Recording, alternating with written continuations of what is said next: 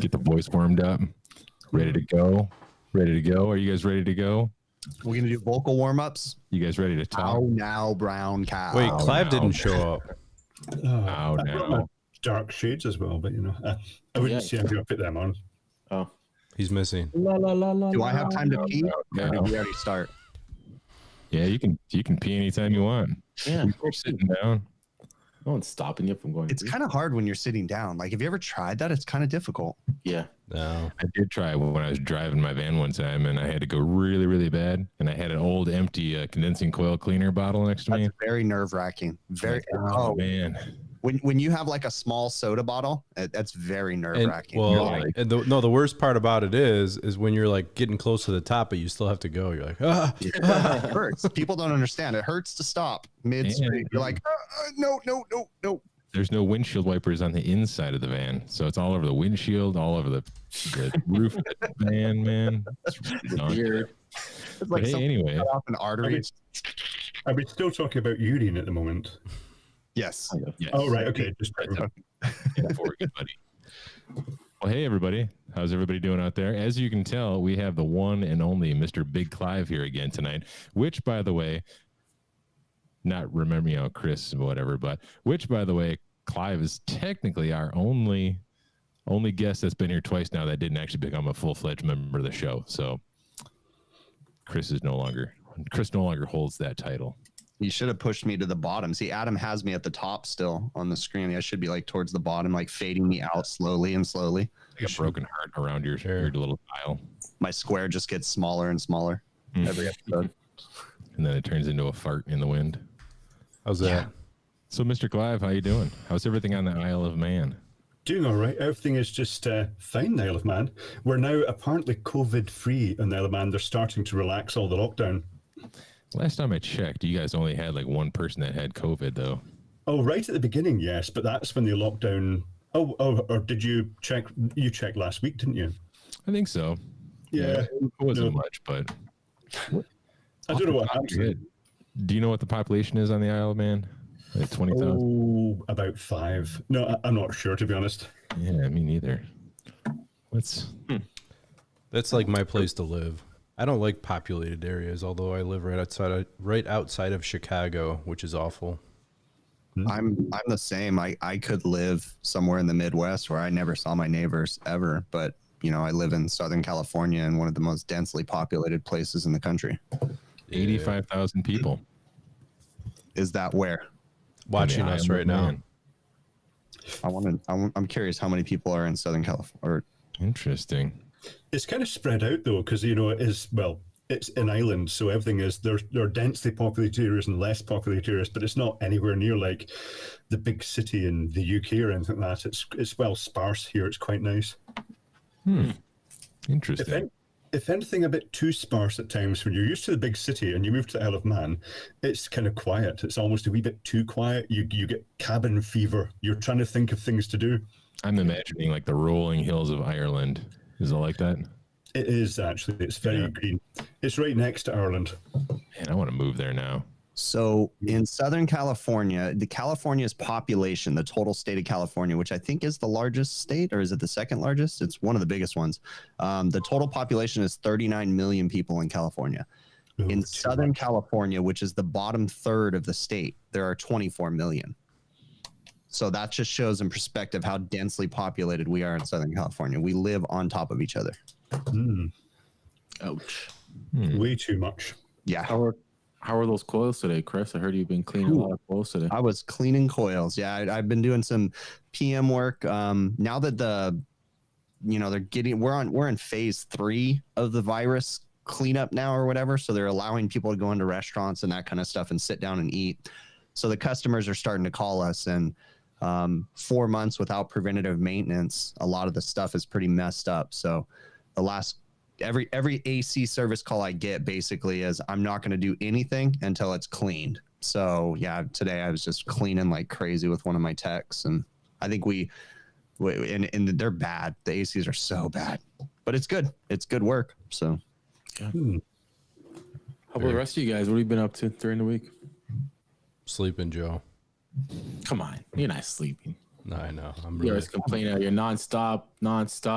I was actually sleeping right before this, And then I woke up. I'm like, oh, geez, I got to do this now. I'm like, I'm so tired. Oh, jeez. Oh. Why'd I even get thanks, involved with that? I'm usually the guy who's in his head was, I wish I just did this by myself. No. That's what he was thinking. I'm usually the guy who's here first. Like, where are all these jerks? Come on, guys, what's going on here? I was on here at 8, man, wondering what's going on.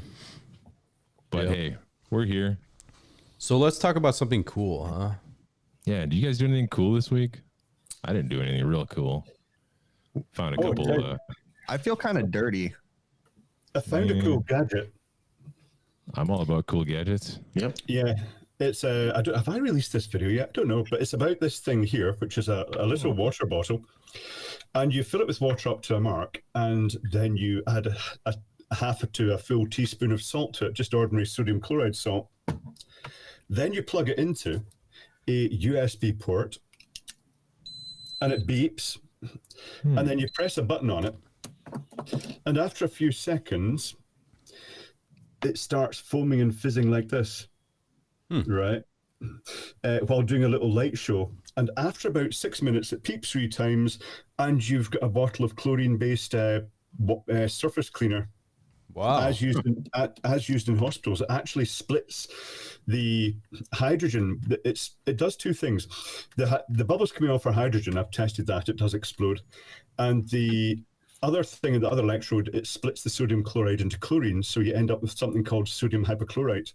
And when you open this up and you sniff it, it really smells really bleachy. It's really strong. Really? Wow. And it has major cleaning effects. If you pour this into a cup that's got tea and coffee stains in it, it's clean by the morning. What if you rinse your mouth with it? Do you get rid of the... It's disgusting. Watch this. I'll try it for you. Not good.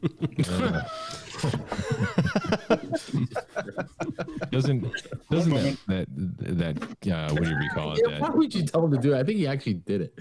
Yeah. Oh, you're crazy, Clive. yeah, I'm sure you did. He's looking for some shoe polish to wash it down. It's just water. I'll wash it down with lager. Yeah. So during that process, isn't there like any gas that's released that would build up inside the bottle and cause it to... You have to loosen the top. Yeah. If you don't loosen the top, it actually squirts out the nozzle at the end and just makes a mess everywhere. But I put a condom over the top of it to catch the hydrogen, and it took that's a good idea. It took 2 6-minute cycles just to make it erect, and then when I lit it, it went bang, and then the condom burst into flames. I know how that goes. Wow. What the hell? Jeez. Pretty cool, though. I'm covered in chemicals now because I just went down there to actually spit that stuff out the mouth, and I spat it into a little bowl with chemicals in it, and it just blew all over the face. So it made it even worse. Starting to burn right And now. Clive, you might have the only like live stream. You might actually have to wear like personal protection equipment on. PPE. Mm-hmm. You know what it's like in my videos? Stuff bursts into flames all the time. Just out of the blue. Do you want some flames? Go for it. Everybody wants some flames. Let's see. Well, today I've got Co-op Cotton Fresh Anti-Perspirant Deodorant for It's a new women. one. So give us a sneak peek on a new one. Deodorant. Awesome. Let's give this a test and see how it is. Let's Made just for a make sure. man.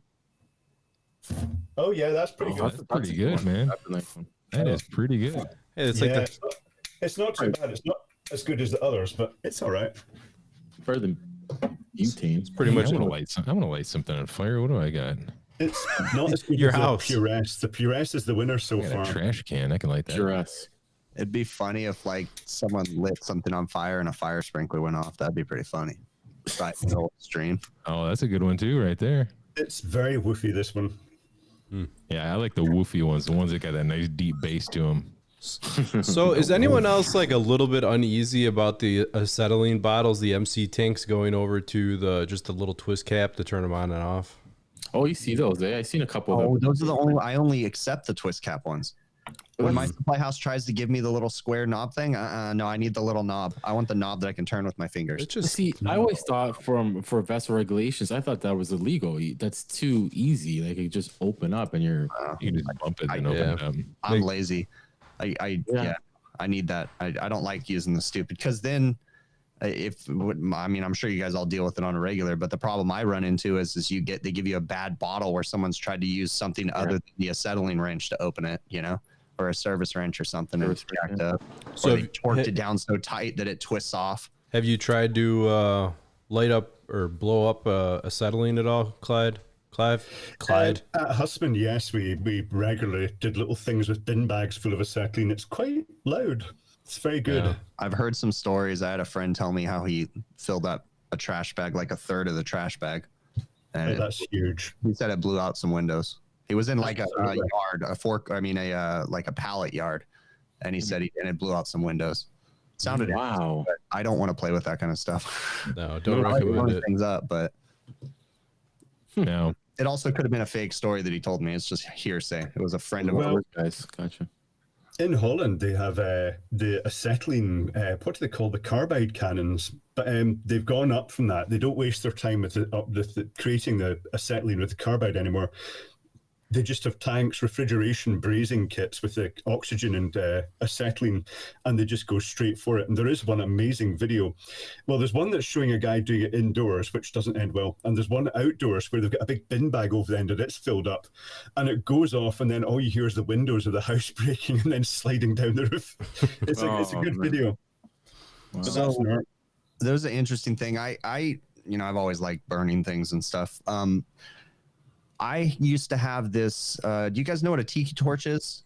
Yep. Yes. Okay. Tiki torches. We have this oil that you get. It's kind of like kerosene. It probably is kerosene. And it's just like a thick oil. And you pour it in the tiki torch and it burns nice and slow. You can have them in your yard. And so I used to have tiki torch oil sitting in my backyard, but it sat out in the sun for a very long time. And it thinned out. I don't know what happened, but it thinned out. And so what I used to do before it thinned out was I would take that tiki torch oil and I would put it on the fire, and it doesn't blow up like lighter fluid. It slowly lights. It doesn't explode.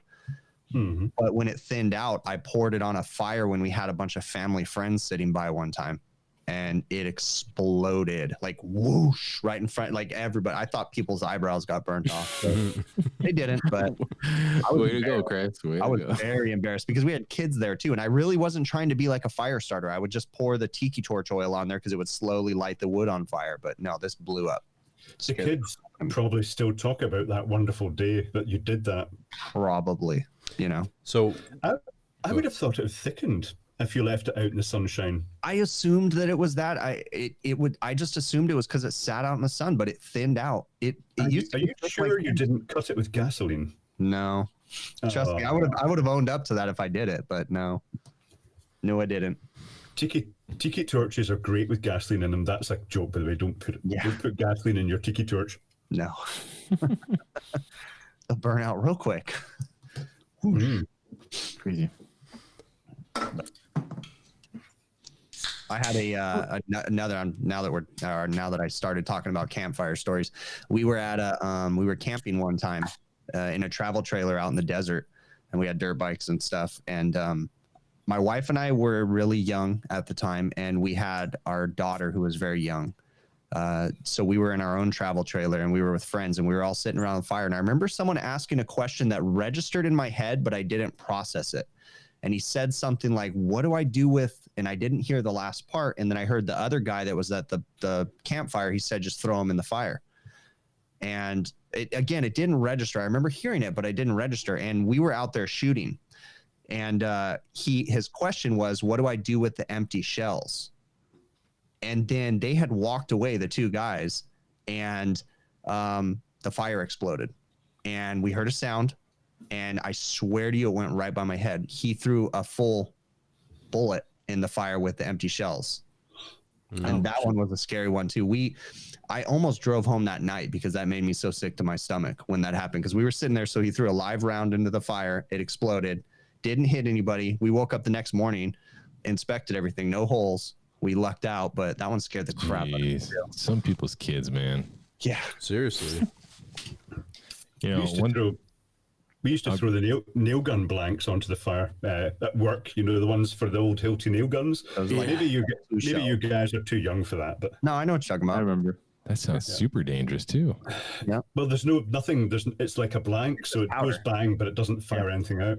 You can they still have those at our local hardware store. They were for ram set guns and stuff. Yeah, it's just a little I remember back in the day we were having a bonfire and my buddy brought out this big old box of just spray paint cans.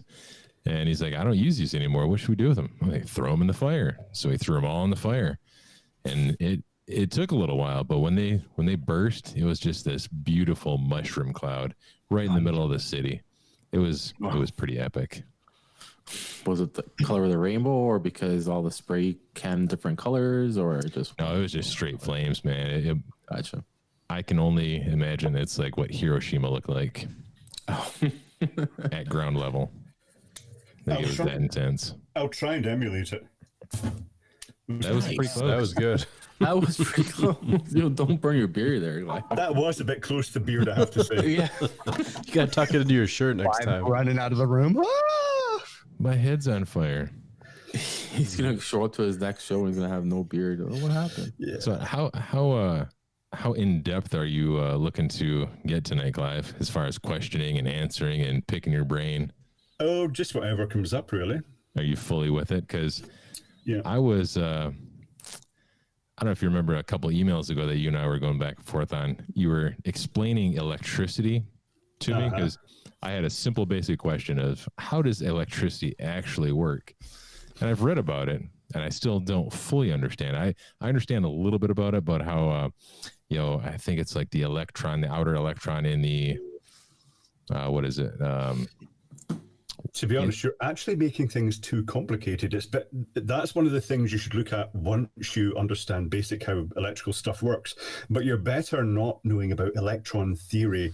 I mean, it could be quite useful. You're better actually just understanding how components interact. And then once you get your head around those, then actually go into electron theory, which it's not complex, but it's kind of, it'll put things into perspective. But once you know the other stuff, but it's not something that I would say if you went into, well, as we did, went into college, technical college, and they started on a bit of electron theory, it was like, because it just wasn't exciting at the time until you actually had a reason to learn it. Because in your explanation, you said like all materials, including us, have a correct amount of electrons in all molecules. If you pass a magnet near a wire, it shoves those loose electrons along inside it. In a specific direction. Interesting. So then if you bridge the two ends of the wire, the end of the bit of wire, the electrons will try to balance out flowing through it. Yes. If you so a transformer, which is the magnetic field actually like pushing, causing the pressure differential of the electrons, if you then put a load across that, those are trying to get from one side to the other. Because if you can imagine, one of the best ways to describe a wire and the electricity flowing through it is a clear plastic pipe and push ping pong balls in the end. And as you push each one in, another one will pop out the other end. That's pretty much that. That is a good visualization of electric flow. Even water is a good visualization of current flow. See, the ping pong idea, that kind of brings me back to the theory of how the molecules actually, the loose molecule in the outer ring of the whatever is actually moving from one side to the other. Is that what you mean with the ping pongs, or are you just talking about the general flow of electricity with? That's the flow of electricity. Inside that wire, you've got materials with loose extra electrons that, depending on the type of material, if it's an insulator, there's very little in the way of spare electrons. But if you've got a conductor, it's got sort of high receptivity to the electrons. So depending on the material, as you push the electrons in, the ease of actually pushing the other ones through will determine, the conductivity as such. Yeah, that's and if you get a heating element, then the reason it heats up is because those electrons are struggling to get through. So you're really pushing them through it, and that causes sort of excitation. Well, virtual friction in a way, and nobody knows because nobody has ever seen an actual electron. Really? And why are electrons, like, why do they want to move to ground? Like, what is the, like, scientifically? The only reason that they want to get back to ground is because your transformer is actually one end of the supply transformer is grounded. If that transformer was not grounded, if you just had an open transformer with the secondary in the thin air, then those electrons won't want to get to ground. They'll only be wanting to go from one side of the transformer to the other. And is that like the Nikola Tesla type deal, where you see, his I don't know what his machine's called. You know what I'm talking about, where it's got the lightning bolts coming out of it. The Tesla coil, one end of that is effectively grounded. That's why effectively the sparks are firing into the air. Interesting. I'm trying to. My head hurts. I'm still trying to absorb all that. But So here's like an HVAC question. Oh, go ahead. Finish what you were saying. I'm sorry. I think I might have been on the same track as you. Are you going to ask him about 24-volt transformers and why one side of the low side voltage is always grounded? No. Well, they do that for safety, right? That's what I think, but I was wondering if there's any other reasons besides the safety aspect of it. I would guess it is just purely for safety, because technically speaking, both sides of that transformer could be floating if it's low voltage. But by grounding one end, you get a sort of general ground reference, one known reference to the circuitry. And it also means that if something happens that mains voltage gets onto the 24-volt side, then it's going to find a fault path back to ground, and it's not just going to live everything up, because you could have a 24-volt system, and this is why people are getting electrocuted by phone chargers. In the case of the phone charger, it puts out 5 volts, and you can plug it into your phone, and the phone will charge absolutely fine on that 5 volts. But if there's a fault inside, and it's, in the case of the UK, it's bridging 240 volts across from the primary to secondary, the phone will still charge because all the phone sees is 5 volts. But then when you grab it and you're grounded, then the 240 volts then finds a path through you to ground, so to speak. It's that high voltage difference, that pressure difference. So No, I'm sorry. I didn't mean to interrupt. Go ahead. I don't know. I think I'm interrupting somebody too. So the charger puts out 5 volts. I mean, obviously it's plugged in the 240 volt outlet, which by the way is insane to me to be charging a phone on like a 240 volt outlet. But so it's putting out 5 volts out of this phone charger. How then, if you're grabbing onto the phone, how do you get electrocuted? Because I'm imagining a phone charger that plugs in the wall, and then in the middle you got a brick that's like a resistor or a step-down transformer, and then it goes into the phone. Okay, well, can you imagine getting a live wire, like getting a flex and plug it into the wall and parting the cables probably before you actually plugged it in, and then connecting a little tiny square 9-volt battery to the live connection in it? You'd still measure 9 volts across that. You could put a little 9-volt load across that battery and like a 9-volt lamp, and it would light. But if you touch that, then it is referenced, although it's just 9 volts floating in that battery, reference to ground, it's the full mains voltage, and that would potentially give you a shock. But it gets a bit more complex than that, because although it's reference to ground, if you hold a phone, it does. If you're holding a phone, and this is where it's bad news, because phones have metal cases, metal rims around them. The whole chassis in here, there's generally a middle layer of an aluminium or aluminum alloy, and the outer edge is metal and conductive, and it's usually referenced to the charger ground. So if you're holding that, it just so happens that your hand is the perfect, it's the perfect situation that if your hand contracts onto that with electric shock, you're not going to be able to let go of the phone. Yeah. But people have been charging their phones, and they've been using it with faulty chargers, but they've not had an electric shock. And see, right now, I'm standing on carpet, dry carpet on a wooden floor. And if this phone was live at 240 volts, there's a chance that I'd probably not get an electric shock off it. It's only when I actually touch something else and there is a path to ground, when I touch it with the other hand, then suddenly I'd be clamped on and the current would be flowing through the body. It's a complex subject, but an interesting subject. Yeah, that's scary to think that you can get stuck on those things. I've heard some horror stories about people getting stuck in weird positions too. Working in an attic, I heard a story about a plumber that was reaching across something, and he was in a weird position, and when he got electrocuted, he let go of what he was holding on, but he was stuck and he couldn't move, and his arms clenched, and yeah, that's some scary stuff. Can I explain that? Because I could give you my whole spiel on electric shock and how to avoid it, because it's kind of important, because it's something that is missed out of a lot of training these days. Can I, before you say that, can I ask you the way that I approach something, especially if it's a scary situation? If I'm working on, for us in the States, anything 480 and above is when my butt starts to pucker, when I'm starting to work on that. And technically we're supposed to have all kinds of PPE and stuff on, but I always put myself in a position to where I can fall off of the load, whatever it is. That is the correct thing to do, because most of the actual electrocutions occur when people are reaching into things or leaning over the top of things and they can't escape. So I'll explain what happens when you get electric shock. When you actually touch something with AC current, and the AC current is very different to DC current. With DC current, it causes one muscle convulsion, and there's this common misconception that DC is the one that locks you on when it's not. It's AC. It's the fact that AC is continually changing polarity, stimulates the muscles all the time. But you have muscles in your hand, and the ones for closing your hand are much stronger than the ones for opening the hand. And if you look at the arm, then the muscles for lifting your arm up, actually lifting heavy loads up, are much stronger than ones for actually lowering things down, because gravity is assisting in that case.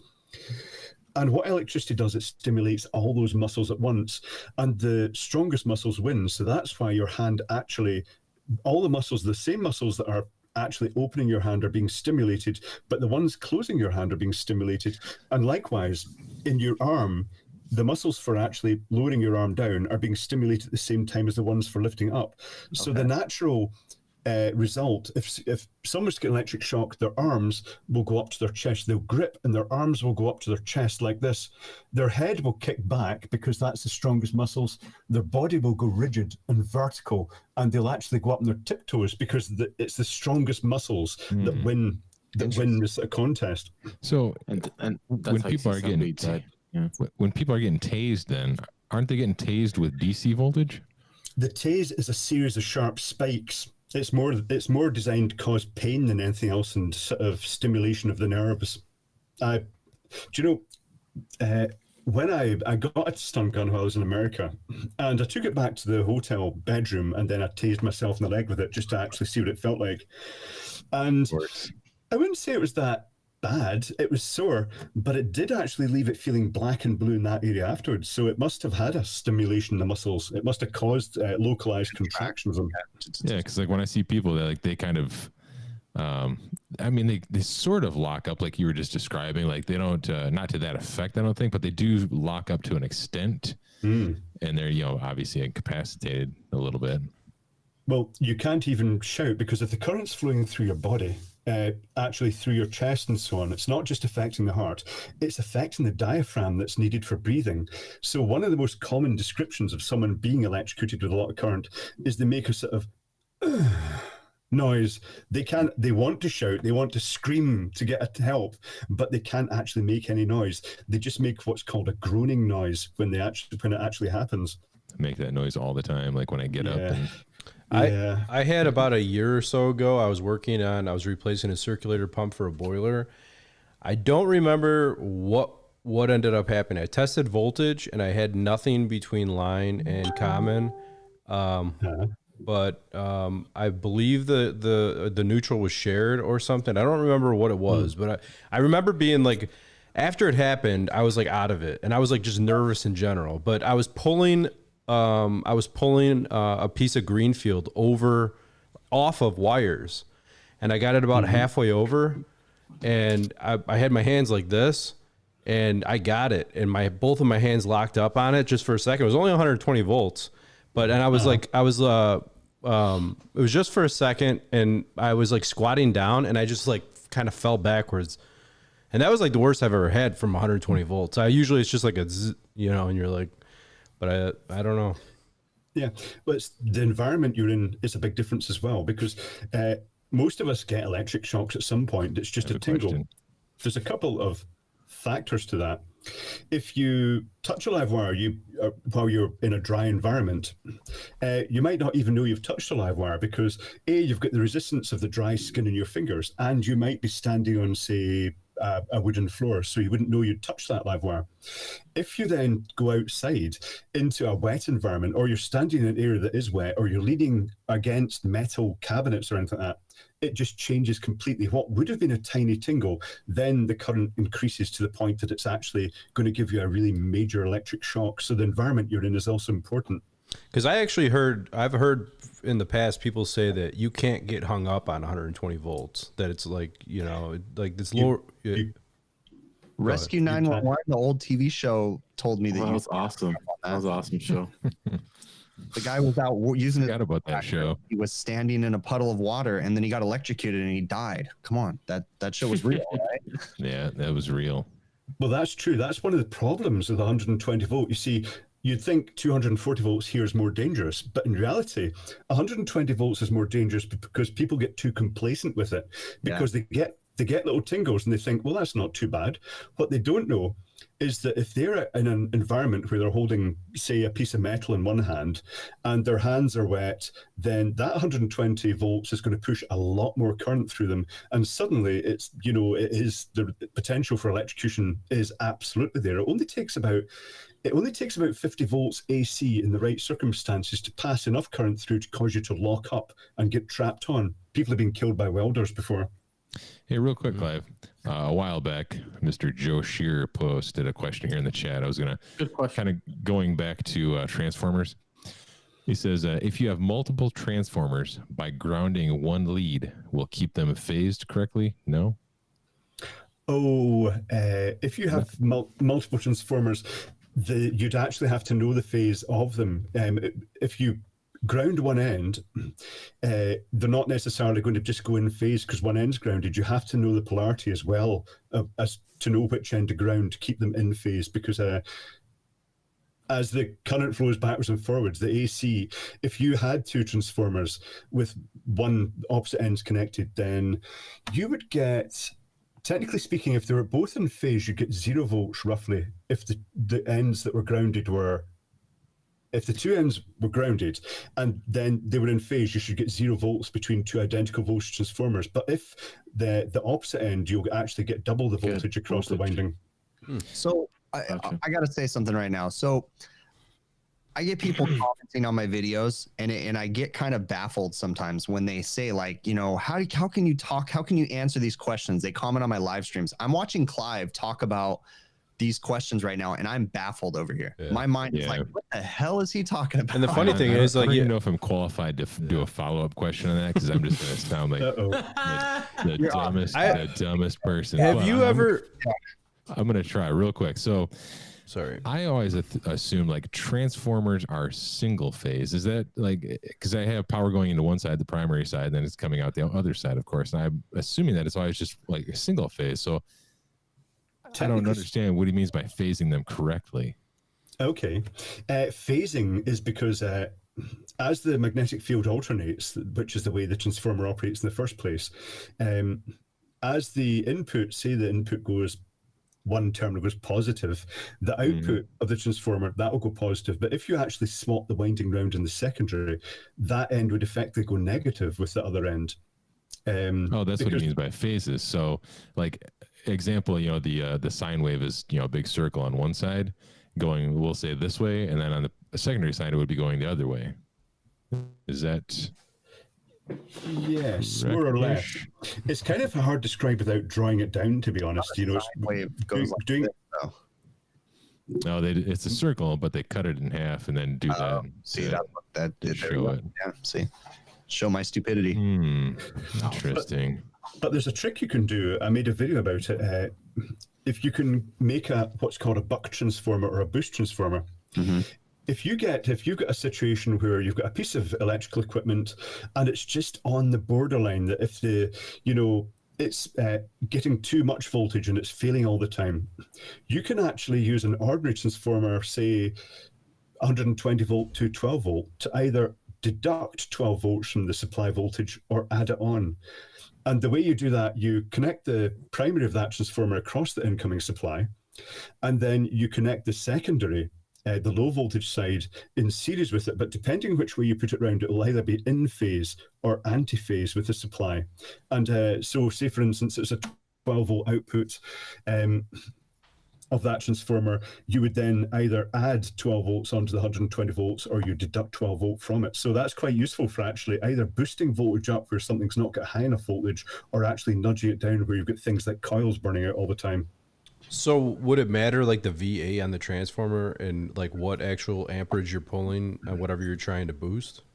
Yes, in the case of the buck transformer, what would actually matter there is supposing you needed a current of 1 amp in the final load. and it was you're only adding or deducting 12 volts, the transformer would only need to be rated for that 1 amp, because it would only see the 12 volts at 1 amp on that thing. It wouldn't actually see any more current flowing through it. So in the case of, say, for instance, you've got a 100 watt appliance, it wouldn't have to be like a 10 amp transformer. Is that right? No, that's a 1 amp. Let me think now. It's hard working 120 volts. I'm so used to 240. But yeah, the secondary of that transformer only needs to be rated for the voltage. The power of it only needs to be rated for the voltage it's dropping at the current in the circuit. That doesn't help, does it? Really? My mind is blown again. It's super interesting. You could have asked simple questions, and here you are about transformer phasing and stuff. Let me bring up a comment that we had, and I actually kind of like this comment, and I would participate in this comment. I think what we should do on this show, guys. Someone said something about getting shocked with a taser live on the stream, and I think what we should do is we should buy a taser, and it gets shipped to everybody on the show, and everybody has to do it live on the show. And then we just keep doing it every other episode. Someone else gets shocked with it. We should try that. Or we pick a number one through 10. Somebody's not in the show. Yeah, until it kills one of us. Well, I've used the what movie is that where The Hangover. The Hangover, when they get arrested and they're they have the police make them come to the school, and then they need a volunteer, and then the kid just shocked. I don't know if you guys know what I'm talking about, when he shoots him with in the face. Yeah, he shoots him in the face, like gets him right here or something, right? And he goes, he's not going down. And he goes, hold on, he'll go down, and shoots him again.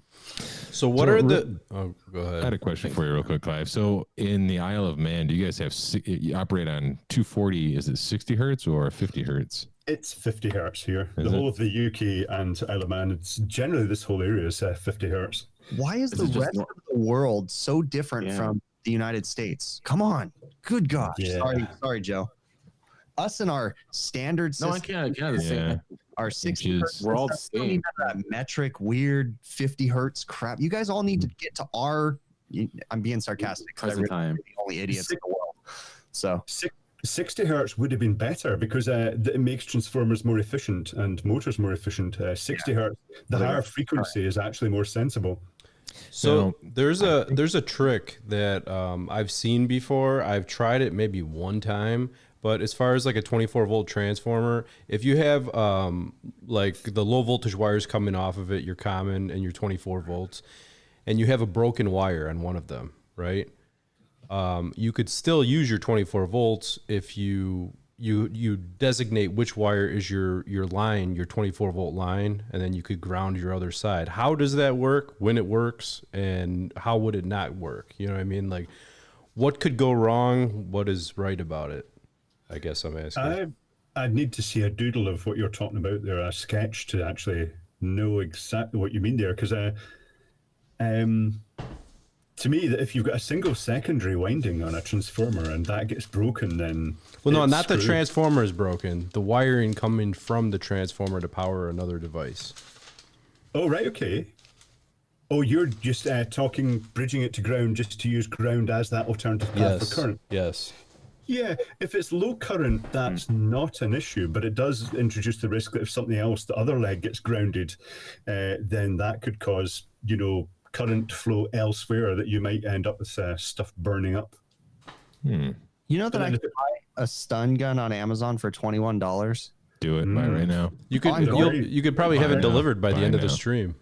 I'm going to buy one, and I'm going to ship it to everybody, and we're all going to have to do it one at a time. I'll try it once. Can I just mention that you're lucky, because I don't know how to get it to you, Joe. So why are you so anti-shipping to Canada? Guys, if anybody wants t-shirts from Chris, and don't you have a guy that like hops over the fence and then brings it to you or something? No, he's arrested right now. You can only ship things to Canada via t-shirt gun. He was bringing R22 in. Yeah, you really think they're gonna let me ship a stun gun to Canada? Those are like No, yeah, you're right. Good point. You could Good point. stand on the border, right, and you could tase Joe, And then because the stun gun was actually still in America, it wouldn't actually then be illegal, would it? Good point. And right now they That won't would be arrest funny. people in America. So, you know. That's true. Joe Shear said he'll donate a stun gun to us. So I heard there's a road somewhere in Canada where one side of the road is Canada and the other side is the United States. Yeah, that's why, dude. If somebody videotaped that, it would be epic. I think you see a line. Well, not Canada, but I'll do freaking stun gun. That would Why be not? awesome. Oh I my just God. mentioned that I have used a stun gun, effectively a coil, on myself in a video, and also used a cattle prod on myself. So you know, I've beaten all you guys. How does that feel? for I think I'll do the entertainment cattle, but purposes, for the purpose of entertaining. Yes, indeed. It was actually just to demonstrate the work. But what other purpose would he use it? Oh, you mean for self-defense? You never know. the cattle prod was rubbish, but the stun gun type circuit was actually a boiler ignition type circuit.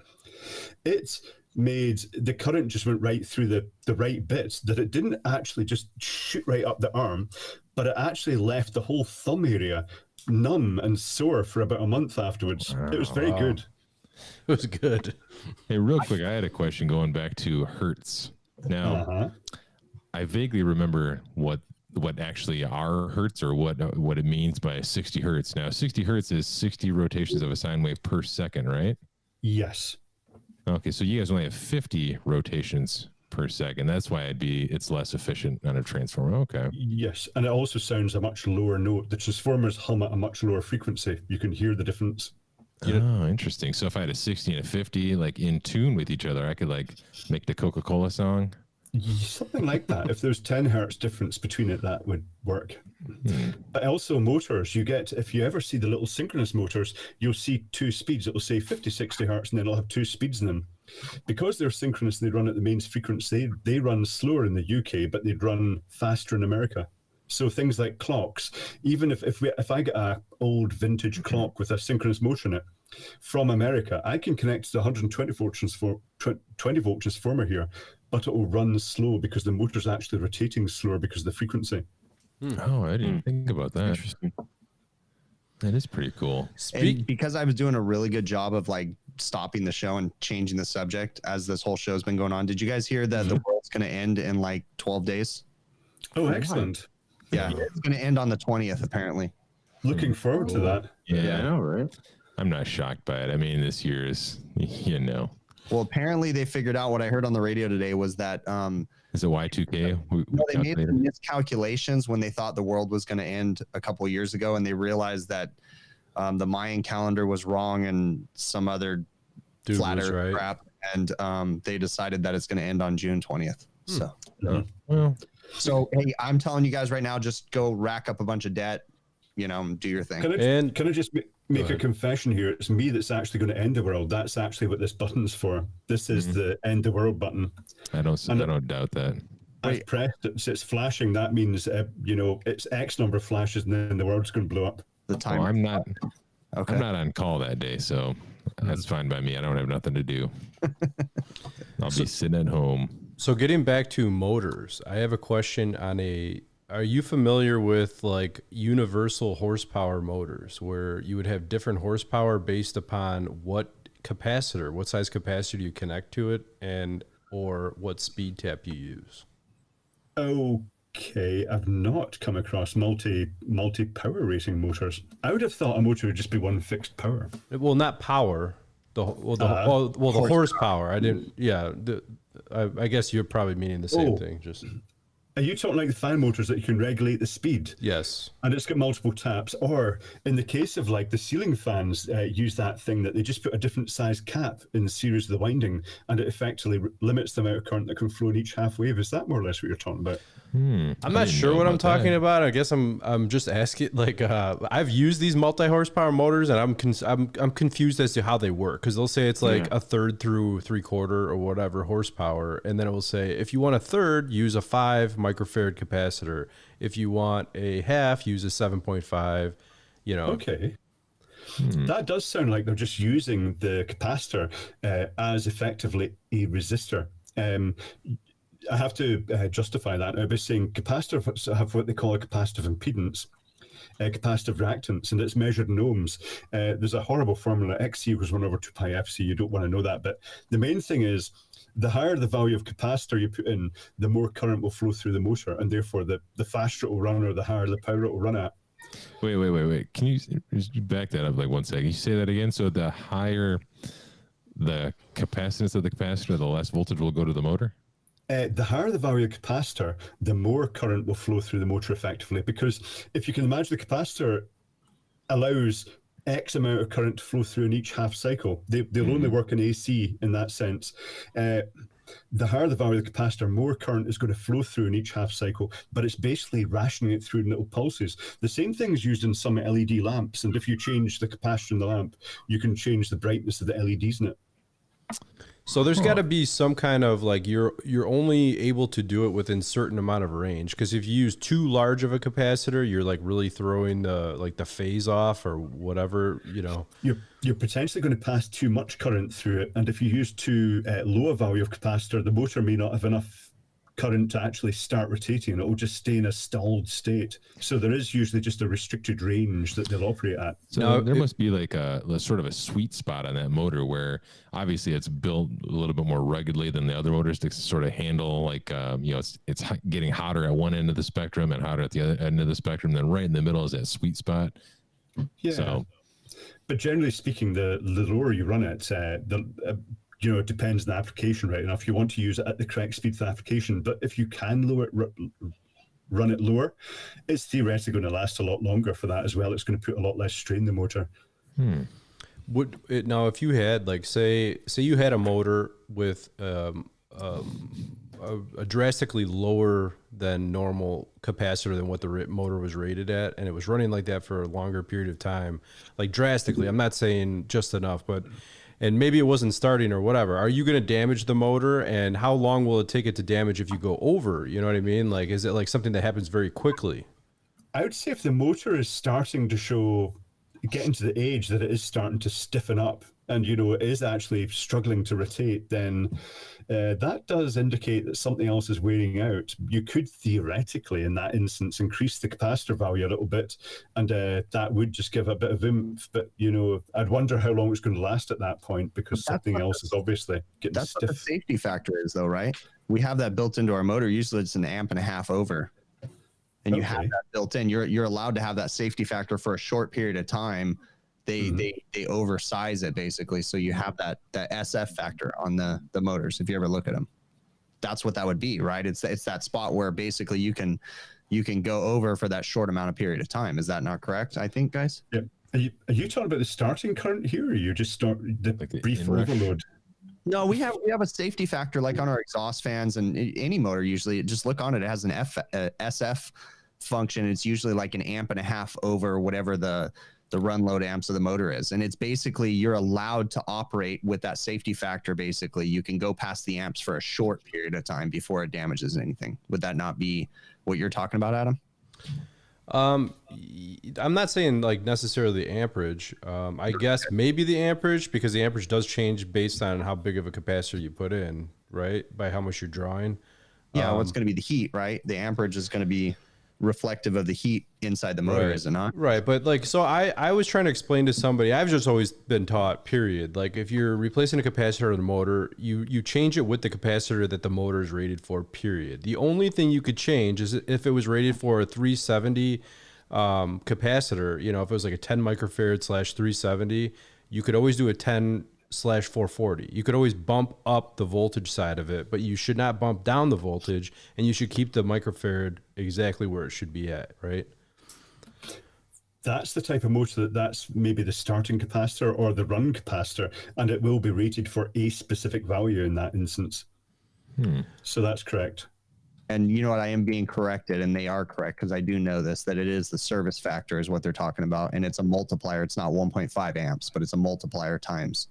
Yeah. Okay. So, but yeah, it is the 1.44 service factor, safety factor is the same thing, but basically you're allowed to go over current for a short amount of period of time, basically, without damaging the windings of the motor, essentially. Oh yeah, like if you have a high load and your inrush amps are a little higher than normal. It's usually, I think it's meant usually to last a little bit longer than inrush too, but Well, right along the same vein, then I had a fun little question about capacitors, right?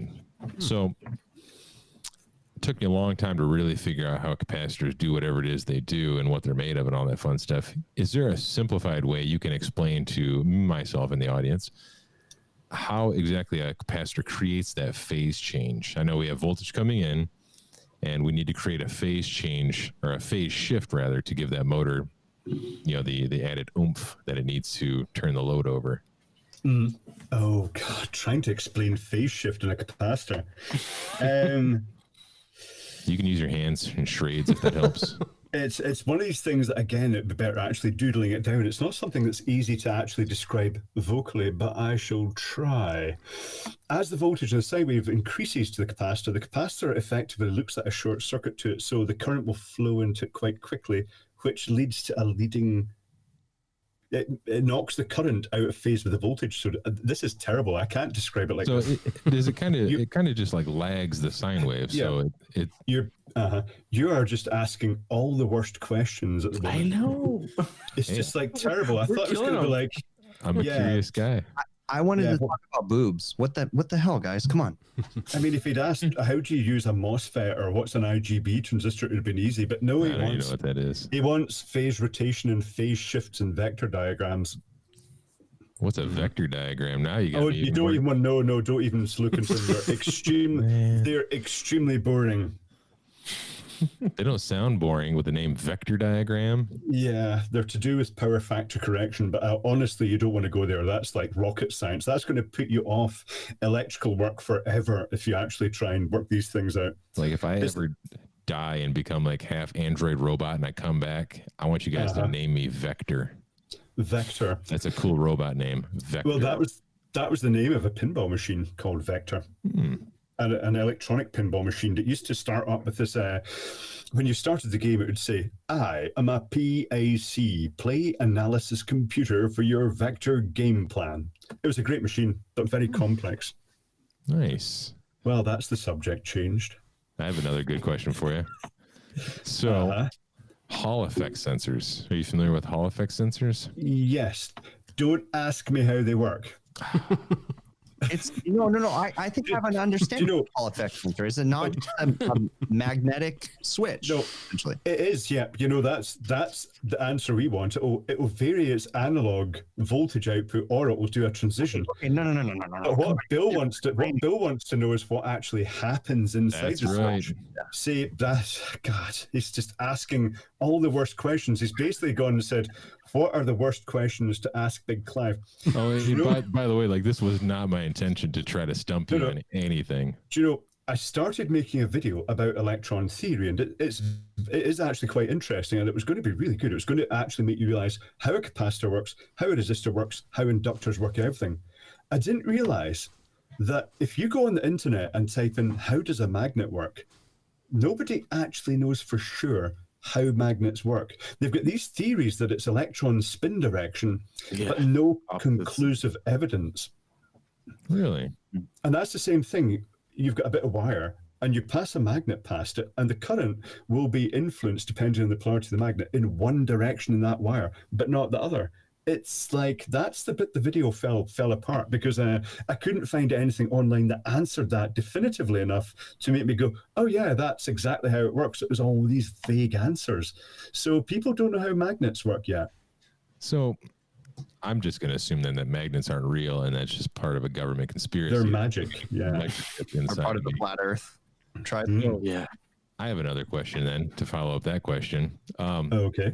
You're talking about the magnets and running a magnet along a wire to induce current going one direction. That kind of got me thinking about ghost voltage. We had a brief conversation about ghost voltage before.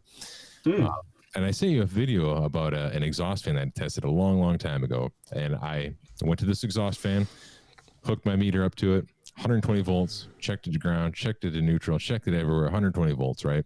And I'm like, "Oh, your motor's bad then, it's not running." So I got voltage, so I put a new motor in there, and it didn't move either.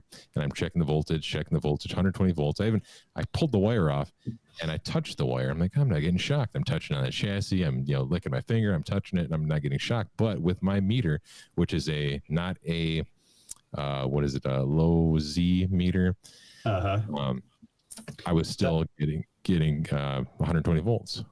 That's the problem. You see, if you got a long run of wire, it's partly inductive coupling, but it's also capacitive coupling, and a typical multimeter has an impedance of about 10 million ohms, which means that it doesn't actually load that wire down. If you touch that wire to the case, the voltage would drop to zero. There wouldn't be a bang or a flash or anything. It would instantly just shunt that and bring it down to ground level.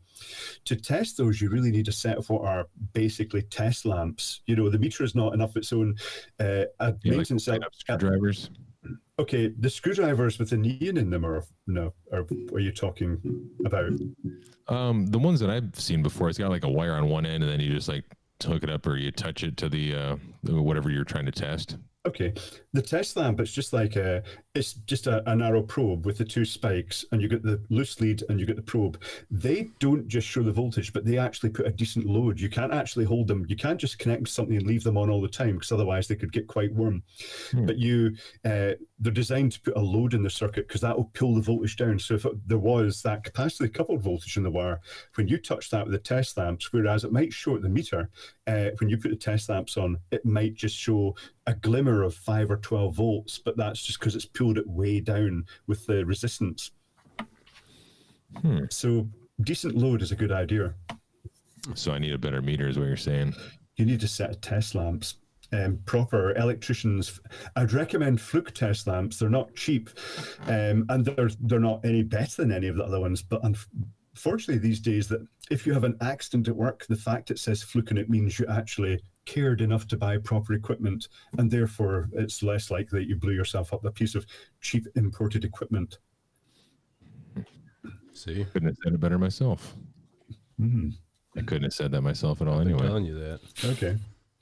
But So and kind of segueing off that, I know I'm hogging the mic here. I apologize, but I'm a curious guy. So segueing off that, I've also heard, another thing that'll happen is if you run like low voltage wire right next to high voltage wire, you get that inductance in that low voltage wire, and you get a little bit of a current that way as well, just like transformer effect.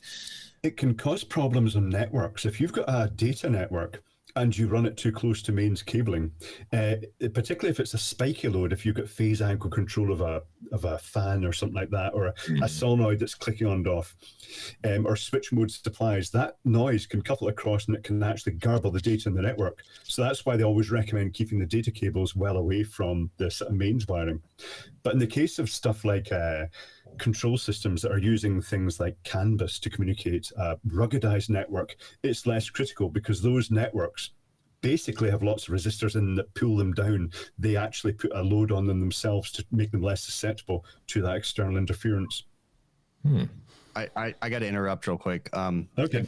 Changing the subject completely. I've been constipated for like a week, and I think I might have my release right now.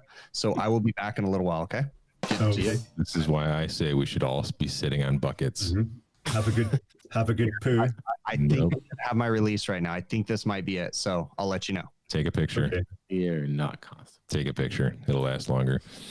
Can we talk about electrocution again? Sure. Yeah. Sure. Hey, Okay. what do you guys think about we take some phone calls we wait for? We can blab about electrocution and Yeah. It's entirely up to you. What order do we want it? Electrocution or phone calls? Well, I think we Go got a for couple it. people chomping at the bit that wanted to talk to you. So Well, I have Okay. the phone line open, but he can go. Let's get on Still it. talk. Yeah. Yeah. Go for it. who do you want to electrocute? Oh wait, So do I just... Yeah. Go ahead. Go ahead. Okay. The majority of electric shocks are not fatal. The even quite serious ones where people get held on things. So the main thing about avoiding electrocution is avoiding getting yourself into those situations that I described earlier on, that you're reaching into equipment. If you actually reach in around things and then you touch something live and then you clamp in with your muscle, that's one of the situations that you're more likely to actually just basically be held there until you die. Whereas opposed, like, who was it describing earlier on? It was Chris, wasn't it? Saying that he puts himself in a situation that if he did get a shock, he can fall off it. that can actually save you from that situation. So the worst situations for electric shocks are working in a confined area and reaching around stuff and working in a wet environment, which is kind of unavoidable when you're in HVAC, I suppose. Yeah. But you just have to be aware. It's kind of important to actually analyze the situation before you actually go in and start working on it. But the main thing to know is if you do get electric shock and you're like, oh, am I going to die? Am I going to die? It's not going to help the fact if you're getting stressed out, wondering if you're going to die. The chances are the highest possibility is you're not going to die. By all means, seek medical attention and so on. But just relax and take it easy, because I get the feeling that because of the scaremongering of electric shocks, that a lot of people do die because the stress that they're worried if they're about to die actually nudges them in that direction. You know, it actually makes it worse for them. We have a caller. I think we have a caller. Caller? Yep. Hello. Caller, you're on. How's it Hello. going? How you doing? Is this Chris calling from the bathroom? Can you hear me right now? Nope. 10-4. My name is Jamie, Glass Monster, and I've been wanting to talk to Big Clive ever since I've heard the phrase Big Clive. Uh-oh. Cool. Mm-hmm. So And what have you Jamie? to ask? I'm starstruck here. Oh, that's cool. That's cool. That's awesome. I wanted to ask Big Clive, have you ever used neon transformers in reverse as step-down transformers? That's one of the little things I've always wanted to ask him. I have not. I mean, technically speaking, you could do that, but I've never actually done it. Ultimately, I suppose that is what the little transformers they occasionally use in overhead power lines. They sometimes have a piece of control equipment and they'll have a transformer that is really small, but it's just designed to take a tap off, say, 11,000 volt overhead line and convert it down to 120 volt or 240 volt. So it effectively is that. But I've never actually come across a situation that I've used a neon transformer in reverse to do that. I've never even heard of that. So it's probably not a common practice then. No, the transformers for actually reducing the high voltage down to lower voltage would usually be custom built, but in exactly the same style. But you have to remember that a neon transformer, if it's over a certain voltage, it's center tapped to ground to actually keep the voltage at the sign at a low level. I never thought of that risk. Never thought of that risk at all. Don't get electrocuted, man. No, I was measuring voltages on an RF transmitter.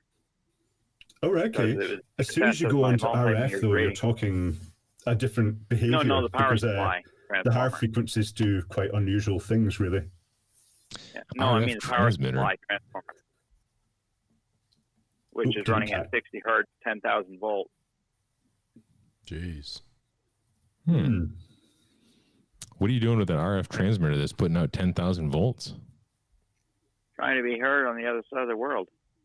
Interesting. Playing around some 3CX 15,000A7 tubes. But that 10,000 volts is at high frequency, is it not? That is at the radio frequency. Well, the power supply runs at 60 hertz, and then you jack it up to the high voltage, then you rectify it, and then you send it into the tubes through a tank circuit.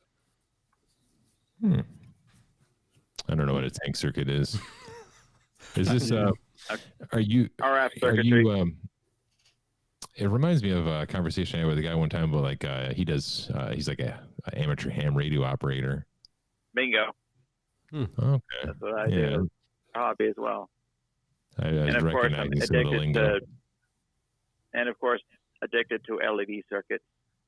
Hoping someday to get some of those disco sharp LEDs that are boards from him. Light up a Lego collection. All right. Okay. Cool. Awesome. Yeah. Someday that might happen. Maybe. Well, the other thing is, let's go to the next. You were talking about trying to figure out the secondary phasing of a transformer. You're talking about that a minute ago. To use two, or are we talking about using two transformers? Yeah, you can use two transformers to generate, say, 48 volts instead of 24 by hooking the secondaries in reverse series. Hooking the secondaries in reverse series. Or you Like, can for hook the two example, transformers start in turning parallel. of transformer 1 would be grounded, and the end turning of transformer 2 would be grounded. And then you can get 48 volts across them or 24 volts with respect to common ground. Oh, here's a Then you bit of put the trivia then primary about the in high phase. voltage transformers. Sometimes the power distribution industry, if they've got different transformers, because they often use them in tandem configurations up in the poles, if they get different brands of transformers and they don't know the phasing in them, they'll often have one transformer up and they'll take 120 volt or 240 volt off it, and they'll connect that to the secondary side. And that means they can safely test in the primary side. They'll get a lower voltage, but they can actually connect them in up in series or parallel arrangements and actually see what sort of if the voltage is increasing or dropping, and that gives them an indication of the polarity at sort of lower safe voltages without having to worry about the high voltage. Yeah, I've done that to check transmitter transformers, power supply transformers, which are 240 primary and about 10,000 secondary. Okay. Putting about 6 volts on the primary. Yeah. Same thing, because you sometimes need 2 or 3 of those transformers to run the tube. Man, I want to hook a bunch of transformers together now. I think we should have a segment called Fun with Transformers.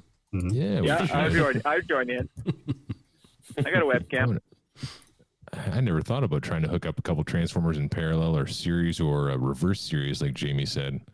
I'm not even real sure what I fully understand what reverse series is. Just play with. For example, you get the primaries in phase, and then you can hook up the secondaries in series to create like a center tap secondary using 2 transformers. Which we're is about the a minute equivalent out of of you get the dual winding transformers, and you can connect the 2 secondaries in one transformer in parallel to get to the higher current at the same voltage, or you can connect them in series to actually get effectively a center tap transformer.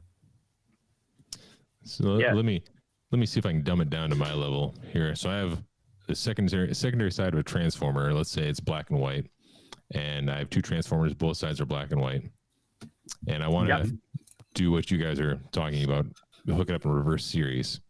Do I hook the blacks together or the whites together? White and black. On the primary, you'd match up your colors. On the primary, you'd match up your colors. And on the secondary, you'd take a black from transformer A and hook it to the white from transformer B. And you pull your load off the remaining black and white. Okay. And then you'd have 48 volts then off the secondary. Correct. Yeah, and you could do that with any number of transformers. Holy crap. Interesting.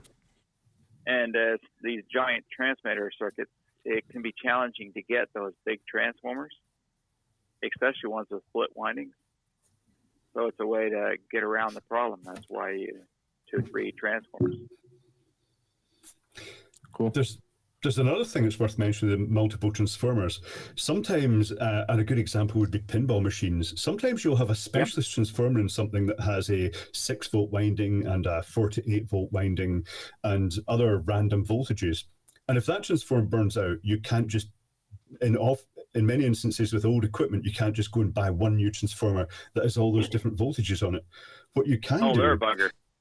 You can get a stack of transformers with each of those voltages, and you can connect the secondaries up, but connect all the primaries in parallel, but the secondaries up in series or whatever array it was. You can emulate that big transformer with all those different voltages off one unit. Wow. Yeah, that's commonly done in tube transmitters. That's crazy. Because you got anyways, Glass Monster, we want to cut it short because there's so many callers, and we appreciate your call. We want to cut it short as many callers want to talk to Clive. Sorry about that. No, don't worry. It was interesting, and glad you got something. through. Yeah, we learned something. Glad you got through. Your biggest fan, Clive, our biggest fan. I am the biggest fan of Big Clive he's ever had. Awesome. Yep. Good talking to you, Glass Monster. Yeah. Send me a truckload of circuit boards. I'll fill them full of my LED collection. Okay. Take care. All right. Thanks, guys. I appreciate you finally hearing my voice. Thank you. Carry on. Carry on. There are 4 lights. My wayward son. Star Trek reference. Now we got to wait for said callers that we're calling. callers? Or are we talking about electrocution a little bit more? 3 of them lined up, I thought. Hey, Clive, you ever watch Star Trek? You a big Star Trek guy? I do like Star Trek. I've not seen it a full episode in a long time, but occasionally I'll watch the little snippets on YouTube. You know, the ones that it takes it right up to the point you want to know what happens, then it suddenly ends at that point. I like little bursts of it. So what would you say is your favorite series? I couldn't tell you, to be honest. I like... did Data only appear in one series? I'm not a huge expert, but I like the character Data. He kind of floated around. He was in a couple different movies. I think he made a couple guest appearances on, I want to say at one time he was on Voyager and Deep Space Nine, but I could be wrong. I enjoy Star Trek, but I haven't memorized every episode, but I'm pretty sure he's made his way around. But if anybody ever asks you, Voyager is the best. Next Generation is probably third. DS9 is going to be second. I couldn't tell you, to be honest. I see snippets of them, but I don't know which is which. Oh, man. You'd love Star Trek, I guarantee it. Bill, do you like dress up like these guys and go to these little conventions and that? Not yet. Coming your soon. Way. I did used to have, the little comm badges that the Star Trek guys would wear. They just like tap on it and they talk. Way, way back, long before high school, before I knew better. I used to wear one of those to school because I took one and I just put a little pin on the back of it. And then I just like put it on my shirt and I'd walk around school with it. We call them mobile phones now. Mm-hmm. Yeah. Oh, incidentally, Chinese mobile phone with thermal imaging camera finally arrived, and it's pretty good. Oh yeah. It's a lot cheaper than the Cat one, but it's very slick. So far it's been very good. What's the sticker price on something like that? About what would it be in dollars? $500 or something, roughly. Okay. Still pricey for. Well, once you've actually used, it's one of these ruggedized. It's waterproof and it's impact resistant. Oh wow! But the thermal imaging camera is the real thing that you can actually open a panel and you can look at it and you can see if something's overheating. We mentioned this last time, didn't I? Yep. No, I saw. Well, this is the affordable version. So I think now that they're sort of established a market that engineers actually quite like the thermal imaging cameras, I think we're going to see more of these now because it's using the exact same software, the same sort of app, FLIR app, and the same sensor as the Cat S61, which was really expensive. So it's just, they're evolving. Are the mobile versions like the Cat and the one that you're showing us right now, are those they're probably not quite as accurate as a full-fledged thermal imager, but it's using the Lepton chip, which is a slightly lower resolution than one of the full spec ones. I mean, I've got a FLIR E4, and it's actually got a 320 by 240 sensor in it, which gives you a really detailed image. But interestingly, as it came, it was the FLIR E4 was the bottom of the range. It went FLIR E4, 5, 6, 7, 8. And the more you paid, the higher the resolution you got. They discovered that they all contained the same sensor, but it was hobbled depending how much you'd paid. And someone wrote a script that you typed in your serial number off the unit because it needs that as part of the algorithm for doing it. And it wrote a new script and loaded it into your FLIR imaging camera and turned it into the full spec version, the full resolution. I need to do that to mine. It depends. If you get a FLIR E4 and if it's of a certain era that they've not patched that up, you might be able to do that. There is a risk of breaking it, but certainly mine worked. It worked fine, but that was a while ago I did that. Interesting. Got a couple of questions here in the chat, Clive. Okay. Mr. Randy Ravioli here. He wants to know, do you guys have any mobile homes on the Isle of Man? Yes, they're really popular, but it's little like it's camper vans. Oh, okay, so it's not like a modular home where it's towed in and then sort of set on a temporary foundation? No, there aren't many of those here. The closest ones to that here are the old holiday chalets, because this used to be a holiday destination, and some of the chalets still exist, and those are the closest to that. But it's more likely here you're just going to get a camper van. It's not like America with this sort of like the fairly large mobile homes. Mm-hmm. What is the, I guess, what would you say, like an average home in the Isle of Man? Like as far as like square footage, are they massive homes, little homes? No, they're very small. Yeah. This house here is smaller than my flat was in Glasgow. And the cost, because the Isle of Man is a tax exile and because it's an island and it's near the sea and things like that, it's used by people as an investment. So the house prices are basically through the roof compared to sort of the UK, and they're smaller. Like how many square foot is that place you're in right now? I haven't a 1,000? clue. No, I couldn't even tell you. Oh, okay. I couldn't even guess right now. Mr. Hamilton Mechanical told me I should ask you what a bubble light is. A bubble light? Okay. He said it's the coolest thing. I could go and grab a bubble light, but I can't actually show you going. I'll go and grab one. That's the best bet. Bubble Just light. give me one moment. Well, now my curiosity is piqued for the night. He has a house full. It's like a house full of fun. Everything that you would need or want, he has, and he plays with, takes apart, breaks, fixes. You know, It's like that creepy house that Pee Wee lived in, except not as creepy. Yeah. And it's not Pee Wee. Yeah, it's not Pee Wee. It was a giant pervert. I'm surprised you know who Pee Wee is, Joe. I do. You don't know who Bob Seger is, but you know Pee Wee. Yeah, you know.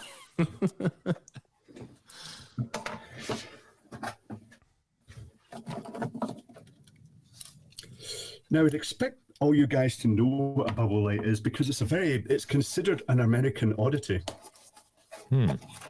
It's the sort of thing you'll recognize it when I show you. I'm just thinking of a round light bulb. Yeah, that's what I was thinking. I have low expectations right now. It's these things, if you recall them from your youth. Oh, It's basically it's yeah. a Christmas light with a bubble tube in it. If that's what he's talking about there. Nope, never And seen it's basically it's a glass tube with methylene chloride in it. And if I heat this one up, if I can actually heat it up long enough, I'll see if I can get it to go. But they've got methylene chloride solvent in it and some salt crystals at the bottom, just as a catalyst area, and a little vacuum, a slight vacuum pulled on it. And if I manage to get this to go, and it's just not going to do it now, is it? I shall try and heat it, but just body temperature alone will make this start bubbling. Right, you guys keep talking amongst yourself. I'll try and do this. Joe, so what do you think about bubble lights so far? You know, I haven't seen them. My grandpa had it on his Christmas tree when I was a kid. And I don't understand like what like who thought of this? Who invented a bubble light? Like, you know what? I think I'm going to put some liquid inside of a light bulb, some gas, gas, and watch it bubble up. Well, rather predictably, the person who invented it didn't make any money out of it because he approached a company to see if they would manufacture them, and he wanted something like 1 cent royalty off each one, but that was quite a lot back then. And the company approached a company called Noma, I think it was. They said no, so they copied it, they changed it slightly, and then they just mass produced them, and it really took off. So the guy who invented it didn't earn a penny out of it. Oh, just like the lady that invented the fidget spinner. Oh, was it? All right, I don't know who invented that. I just presumed the Chinese turned up with that. But no, she made it, and I forget the exact circumstances, but something to do with she let the patent lapse or something like that. Right.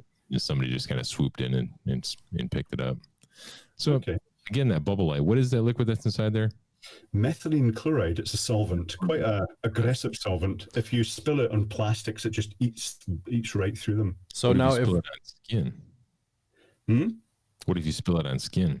It's not great to get in your skin, which is unfortunate because a lot of the people who worked in the factories that made them, they would draw the vacuum apparently with their mouth. Oh yeah, that wasn't that great. So they'd get it in their lungs and everything, the vapor. How is it safe? Like if that breaks and it's near electricity, is that something that would create a fire? It's flammable, but I think it's flammable, but the main issue it's got is that if it gets whatever surfaces it land on, it's basically a really powerful solvent and it will actually damage them. This is not going to do anything. Hold on, I'm going to try. Hey Chris, did you get poop all the way up the back of your shirt? It Is that what you had to change? And it was like it was the best release ever. I had to change my shirt because of it. So Looks like you're riding a bike in the mud. yeah, dude, it was in the front. Don't ask me how it got in the front, but You got to hit that angle. You hit that angle just right, it'll fly up right at you. bad because I told my wife I was in a hurry, and she said she had the bathroom taken care of. So, I mean, cool. I love her, but You're sick. You're As long sick. as you don't leave any stains. Shit stain. Anyways. Shit stain in the membrane. what did I miss? People were calling, and then they stopped. We were on the phone. Yeah, we had some people calling, but then we actually had one caller come through, and then nobody else called after that. So that's what you missed. Well, my app closed too, so He was starstruck. I thought of a question while I had nothing else to do but ponder, and then I already forgot the question. Oh, Excellent. were you watching the show when you were on the John? So on the subject of the bubble tubes, a good example. Do you remember the old Wurlitzer jukeboxes had the bubbles going up the side of them? oh yeah, yeah. There was no air or anything. That was the same methylene chloride system. So those were just sealed glass tubes. There was no water. There was no air pumps or anything. It was just a little heater at the bottom that vaporized the solvent, and then the bubble went up. And if you look at the bubble in the old jukeboxes, you'll see it gets smaller and smaller because it's condensing back into the liquid again. So they just continually cycle with no moving parts, no pumps. It's just a heater and that's it. And that's what'd you call it again? Methane? Methylene chloride. Methylene chloride. Holy crap. I can't remember that at all. Methylene chloride. Is that something, if it's easily changed like that with just a small amount of heat, is that something that's used in refrigeration anywhere or could be used? I don't know if it's used as a refrigerant. I don't know, because certainly it takes very little to make this evaporate. It takes just body temperature normally. Obviously, it's not doing it today because the camera's running. So that means it has a high latent capacity then, I would imagine. Not sure. I'm not sure that goes, but I've tried loads of other things. I made a bubble tube once and it actually worked. But I tried loads of other things like just ethylene and other solvents like acetone. None of them worked. It's only methylene chloride seemed to do the job. Maybe I just didn't pull enough vacuum. Interesting. You ever try to light that on fire? Well, I tried making one butane. It didn't end well at all. I was using silicon tubing and actually trying to squirt butane out a can into it. But I found that it makes it actually attack the silicon tubing. It made it actually go really brittle and puff up. Oh. Do you have a flamethrower, Clive? Like an actual flamethrower? Not in the sense of a gun, but I do have a controllable flamethrower that you put cans in, and it goes into the bottom of a solenoid into a little grommet and pushes the nozzle down, and it's got a spring-loaded plunger that lifts it up. And then when you actually send a signal to it or just turn the power onto it, depending on the mode it's on, it fires a boiler ignition transformer and the solenoid valve, and it shoots flames out the top. It's very good. Interesting. I'm sorry. I'm going to change the subject right now because I've been doing really good at doing this. I had put something in the comment and Susie engaged my comment. And now Susie wants to know what's an upper decker. Does anybody know what an upper decker is? That's easy. Easy. Changing the subject, moving forward. Susie, you can't leave her hanging what an upper decker is. It's when you shit in the top of the tank and not in the bowl. So Usually this is done at parties where there's lots of drinking, and you do that at somebody else's house. Mm-hmm. yeah, that's right. And then watch Shit in the top. That way, every time they flush, it just comes out dirty. Okay. I'm going to keep that in mind. That sounds Really good at changing the subject. Tonight you're on the ball, Chris. You are on the ball tonight. On the ball. That's a balancing act, though. I don't remember what movie that's from. It's from it's like a spoof movie of like a James Bond movie. MacGruber, I think is the name of the movie, and it's like a James Bond like parody or something like that. I think it's MacGruber. No, it's a MacGyver parody. And it's that's where he's like, I left an upper decker in the top bowl. That's yeah. So anyways, okay, cool. Let's go. There is a pub I went to in Glasgow, and the Solid Rock Cafe, and someone had actually done a poo in the urinal trough, and it was like there for days. The staff didn't do anything about it. It was just this turd floating about in the You know urinal. what I don't understand? I work in restaurants all day long, and you'll go in there, and I've never seen someone take a dump in the urinal, but I see people like throw tissues and stuff, and I feel bad for the guy that has to go clean the bathroom. I'm like, why would you throw a tissue in the urinal? Because some poor dude has to go pick that thing out of the urinal. Like, what an ass. Chewing gum. Oh, yeah. Nothing worse than that. The poor cook, you know? Doesn't even taste good. after It's that probably either. sitting in there because they have to like draw straws. Who's gonna do it? Whose job is it? You know. Yeah. You should go in, you should take a poo in their urinal and then go out and say, excuse me, someone's just done a poo in your urinal. They'll say, I just cleaned that and you're the last person that was in. Oh, awkward. No. But here in the States, you just say, oh my God, someone took a crap in the urinal. I need my dinner for free. And you'd get it for free. So, Yeah, that's true. yeah. Because customers always right here. Jake, they just hand you a fork and say, okay, go in and help yourself. No, they get you an old butter knife so you can cut it up and smush it down the drain. Oh, Waffle stomp. I know from experience. I think great. We have a caller. That's what you need sanitizing spray to actually, you know, squirt it all over. Yeah, we had a caller, Adam. Oh, yeah. We got a caller. Bring him on. Tired of hearing my own voice. Caller. Hello. Yeah, it's me. Am I the only one calling in? Now you So are. far. What's going on here? I wasn't here because I was busy. Who's me? Jamie, the last monster. Oh, Okay, gotcha. Jamie, that name I sounds wonder- familiar. I wonder if we can get Big Clive to someday do an experiment on his channel with that, with my switching circuit. Okay. What do you think of that thought? Switch- Well, being that I wasn't here for the entire conversation, I have no idea what you're talking about. Enlighten me. I designed a circuit that will control cap dropper LEDs. Oh, right. Capacitive dropper. Oh, right. Remember okay. that circuit I was sent the- you on Patreon that will control cap dropper circuits? Yeah, was that the triac based one? Yes. Oh, right. Okay. You should someday do that and see if its performance is as good as normal stuff. Okay. Yeah, that's worth trying, but keep in mind you can't really phase angle control capacitive droppers because it Well, you causes couldn't, quite significant spikes every time. If it turns on the middle of the sine wave, it causes a spike on every half wave, and it can actually damage the LEDs and other components. No, what I have for an input, though, how it works is that the controller that is driving the LED, it goes through a stage so that the actual photocoupler LED is running off of the 60 hertz non-filtered AC. Oh, right. Okay. So it's a photo LED. The photocoupler LED has no power between waves. Okay.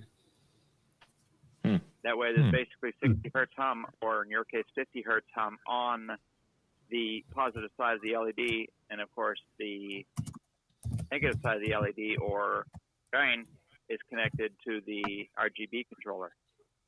Mm-hmm. That takes Yeah, care that's- of the phasing. Yeah, it could be interesting. It could be worth trying. I'll certainly keep that in That way, mind. the DMX doesn't have to phase itself up with AC. It just Mhm. fires when it wants to, and they I think we have another call. yeah, you know what? Thanks, Glass Monster, for calling again. Sorry, Yeah, dude. appreciate it. We appreciate the time. Hello, caller. All Caller. the phones must be fucked up, You, dude. you actually had your call waiting, working too. That's impressive. Did it 'cause you- beep? Phones are messed up, dude. Caller. Hello? Yeah. Caller? I don't think we're gonna be able to take any more Is it- calls. Is it Randy? No. Randy Yeah, said he was going to call in with some good questions. I think the phone it's screwed up.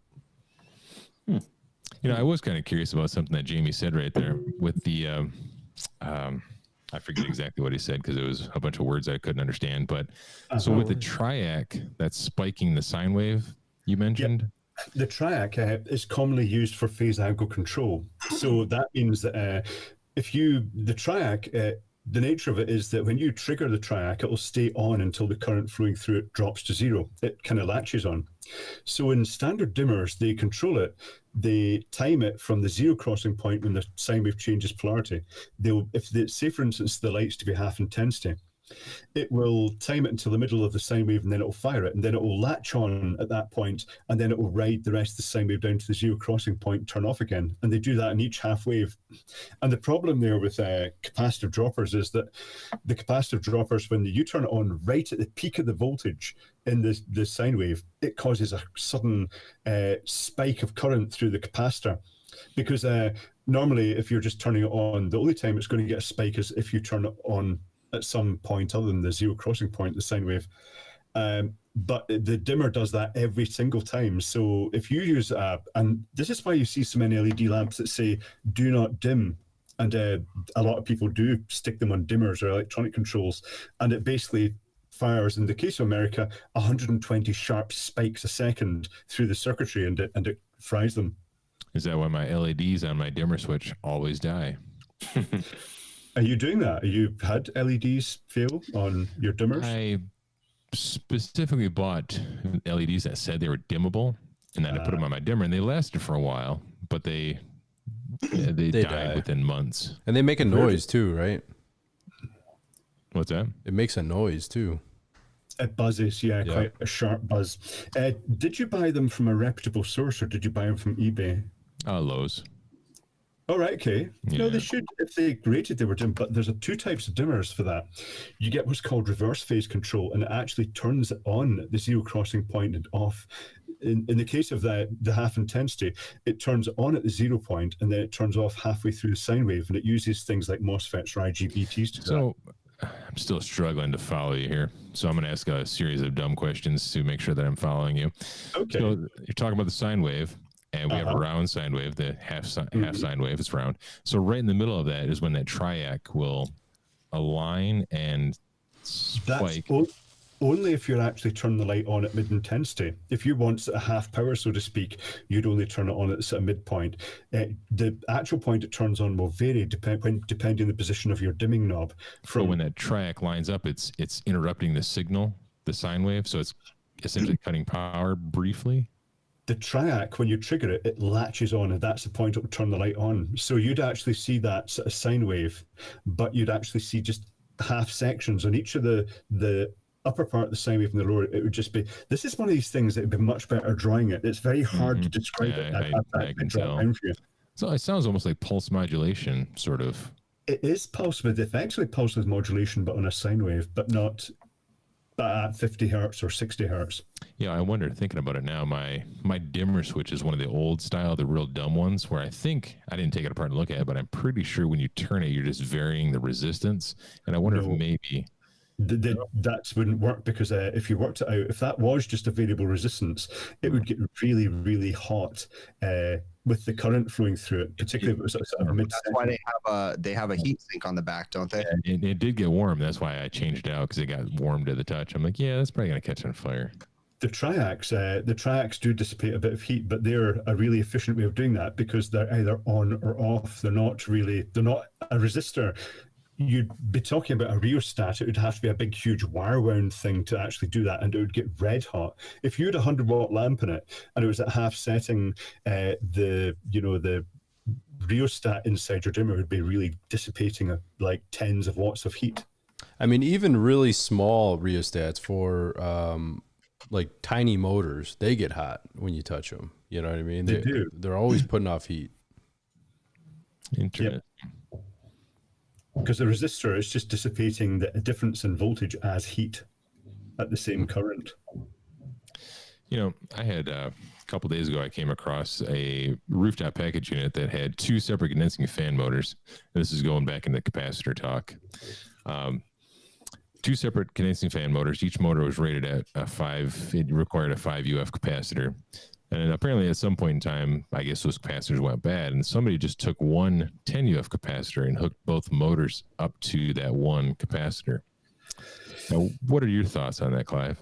Technically speaking, if both motors were identical and they were both powered at the same time, then that is theoretically the current's going to be shared between the two motors fairly evenly, so it could work. But it's not something I'd do, because I'd worry that if you had independent control over the motors, then if one of the motors turned off, then that winding would be getting double the current. Or by bridging those two circuits together, you'd be backfeeding another circuit that wasn't attached to that. So, it poses a shock risk for somebody working on the equipment. Interesting. I was curious to, I guess, my initial thought was like there was no way that the the voltage, the phase shift could evenly be distributed to both motors.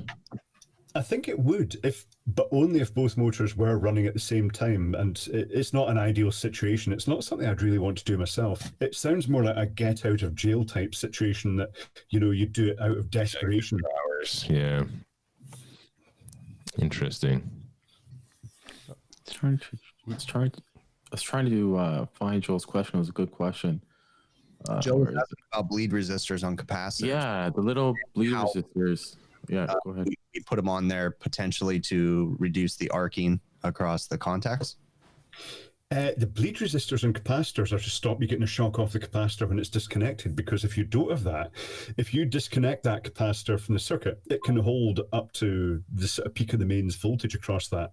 And I've had a situation, I was working on a beer cooler, and it was disconnected from the supply. I reached in, got a shock, and it was like, oh, right, okay, that will just be residual charge of the capacitor. And I reached in again, got another shock, and then I poked my screwdriver in, it went pop, because its discharge resistor had failed. So their main function, those discharge resistors, is to actually gradually trickle the current away so you can't get a shock off that capacitor.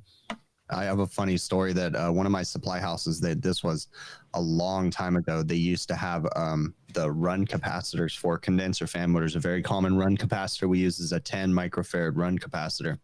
They used to have them sitting on the counter, and the manager of the supply house would charge them up and then leave them on the counter for a lucky person to grab. And I always thought that was funny. I never got it, but that was always a funny thing. I always heard about that one, but... Okay. But the bleed resistors don't they, with that on there, I realize it's not for us to get shocked, but doesn't I've heard too, though, kind of something what Joe was asking, doesn't it help to save the components, like the relay from getting stuck or from arcing? No, that sounds more like a snubber network. A snubber network is generally something you put over the relay contacts, and it's typically a 100 nanofarad capacitor in series with 100 ohm resistor. And its purpose is that if it arcs, the contacts arc in the relay, it will actually provide a easy path for that arcing current. It will shunt it, it will put a wee load across it, and it will break that arc. But the resistor, to actually limit the current through the contacts to a capacitor, you'd need something like a resistor in series with the capacitor, which wouldn't really work so well. I'll have to read up, because I know I've read something about it. There's a reason why they put them on there, and I've read that, but I thought it was something with Copeland or something like that. But yeah, I knew they were there to prevent the shocks, though. I knew that. So it prevents residual voltage coming through, I guess. Or Bill was talking last week about, was it last week? Was Bill talking about working in a microwave? Yeah. He was leaking his microwaves out. Yeah. Something you have to remember in microwave ovens is they do work at, the transformer puts out about 2,000 volts, and you're talking, by the time it's been rectified and smoothed, you're talking like several thousand volts. And technically speaking, an old oven where that resistor had failed, if it had burnt up, you could actually go into an oven, even if it had been unplugged for a while, if it was faulty, and that capacitor could be charged at a high enough voltage to actually give you a fatal electric shock. So you have to be super careful to bridge those capacitors out with a screwdriver just as a precaution before actually touching anything in the circuitry. I'm sure to do that with all of them anytime I come across one. My needle nose pliers, I just jam right in there. Okay. Just make sure those pliers are kind of rated for voltage with reference to ground and stuff like that. They're insulated from my Don't do what I did at a swimming pool here. On them, you know. Yeah. Harbor Freight Special. I went into a swimming pool once, and they had a problem with the siren. That they have a button that they push the button that makes the siren go off, and it tells people like numbers 100 to 120, your time's up, come out of the swimming pool. And to tame the siren down, they had a little variable sort of dimmer on it, and it had failed. And to check it, I got my long nose pliers and stuck it in, but I didn't realize that the insulation was off the handle. There's a wee bit through it, and because I was standing in the wet ground, that was one of the more memorable shocks, and it was really embarrassing because I did it in front of their staff. There was somebody was asking you, Clive, what you're drinking there. I am drinking Co-op beer. It's not tenants. Lager. It's not posh, but I do have, as emergency, I do have my little liquor drawer here. Forgot about that. Oh, your vitamin Jaeger. It's the vitamins. Your vitamins. So, is every one of those drawers behind you filled with a shot? Yes, rum, vodka, gin. No way. No. This was for one of my videos. I made a little adapter for this is a very standard component drawer and cabinet in the UK. And I made a little 3D printed adapter that lets you store communion glasses in it. They don't hold much, but it's a little plastic adapter that you 3D print it and you put it in, and it lets you fill it with shots. Nice. That's cool. In case of an emergency. For no good reason at all. Oh, go ahead, Clive. I was just saying, for no good reason at all. These are communion glasses. They don't hold that much anyway. 7 milliliters. Did we get to Joe Shear's question? Which one is that? I just noticed here a little bit in the chat that I wasn't really paying that close of attention when it rolled through. For the last half an hour when we were talking about the bleed resistors. Yeah. Yeah, We covered that. Yeah, we got it. Yeah. See, let me rephrase this question here, or not rephrase it, reiterate it. I'm trying to understand how it can discharge the capacitor so quick while the contactor opens and before the start relay closes. My initial question is, what device is he working on where the contactor opens and before the start relay closes? Oh, the capacitor. Compressor. He's talking about a... So the contactor would close and then the start relay would close. The state of the capacitor at that point doesn't really matter because it's not like a timing capacitor. It's just a phase shift capacitor, if that's what he's talking about. No, I think he's talking... I'm confused by the contactor thing, though, because if it's a single phase, it's just going to have like a relay, like a potential relay or something. Maybe he's just talking the contacts and the relay. I didn't even see that. I confuse myself sometimes with my curiosity. Yeah. Anyway, how was your poop, Chris? It was pretty successful, man. All right. I'm going to try changing the subject up here once in a while. You guys, I'm telling you, I'm so like giddy inside for when my wife finds the upper decker mess. So let's see how that works. I'm just like, I just kind of want to go tell her just to get it over with, but I can't. Probably going to be like Monday while you're at work. She's going to call a plumber and be like, I don't know, the water's just always brown. Yeah. She can't figure it out. Is it firm? Is it going to be there next year or something like that? It's going to be there for a long time. Okay. It's a slow discharge. So it's just going to break down and just gunk up all the components in there. Your flush arm, your valves, everything. I've been constipated for over a week, so so gunked up in there. It's a long-lasting like Doublemint gum. It's going to go forever. You got to do what you got to do. Consistency of just Vaseline, like a log of just Vaseline all over inside your toilet. And now, let's just say this: I can't walk straight. That's how big it was when it came out. So very nice. I like how this conversation has shifted from super intelligent speak to 5-year-old poopy poop talk. Yeah.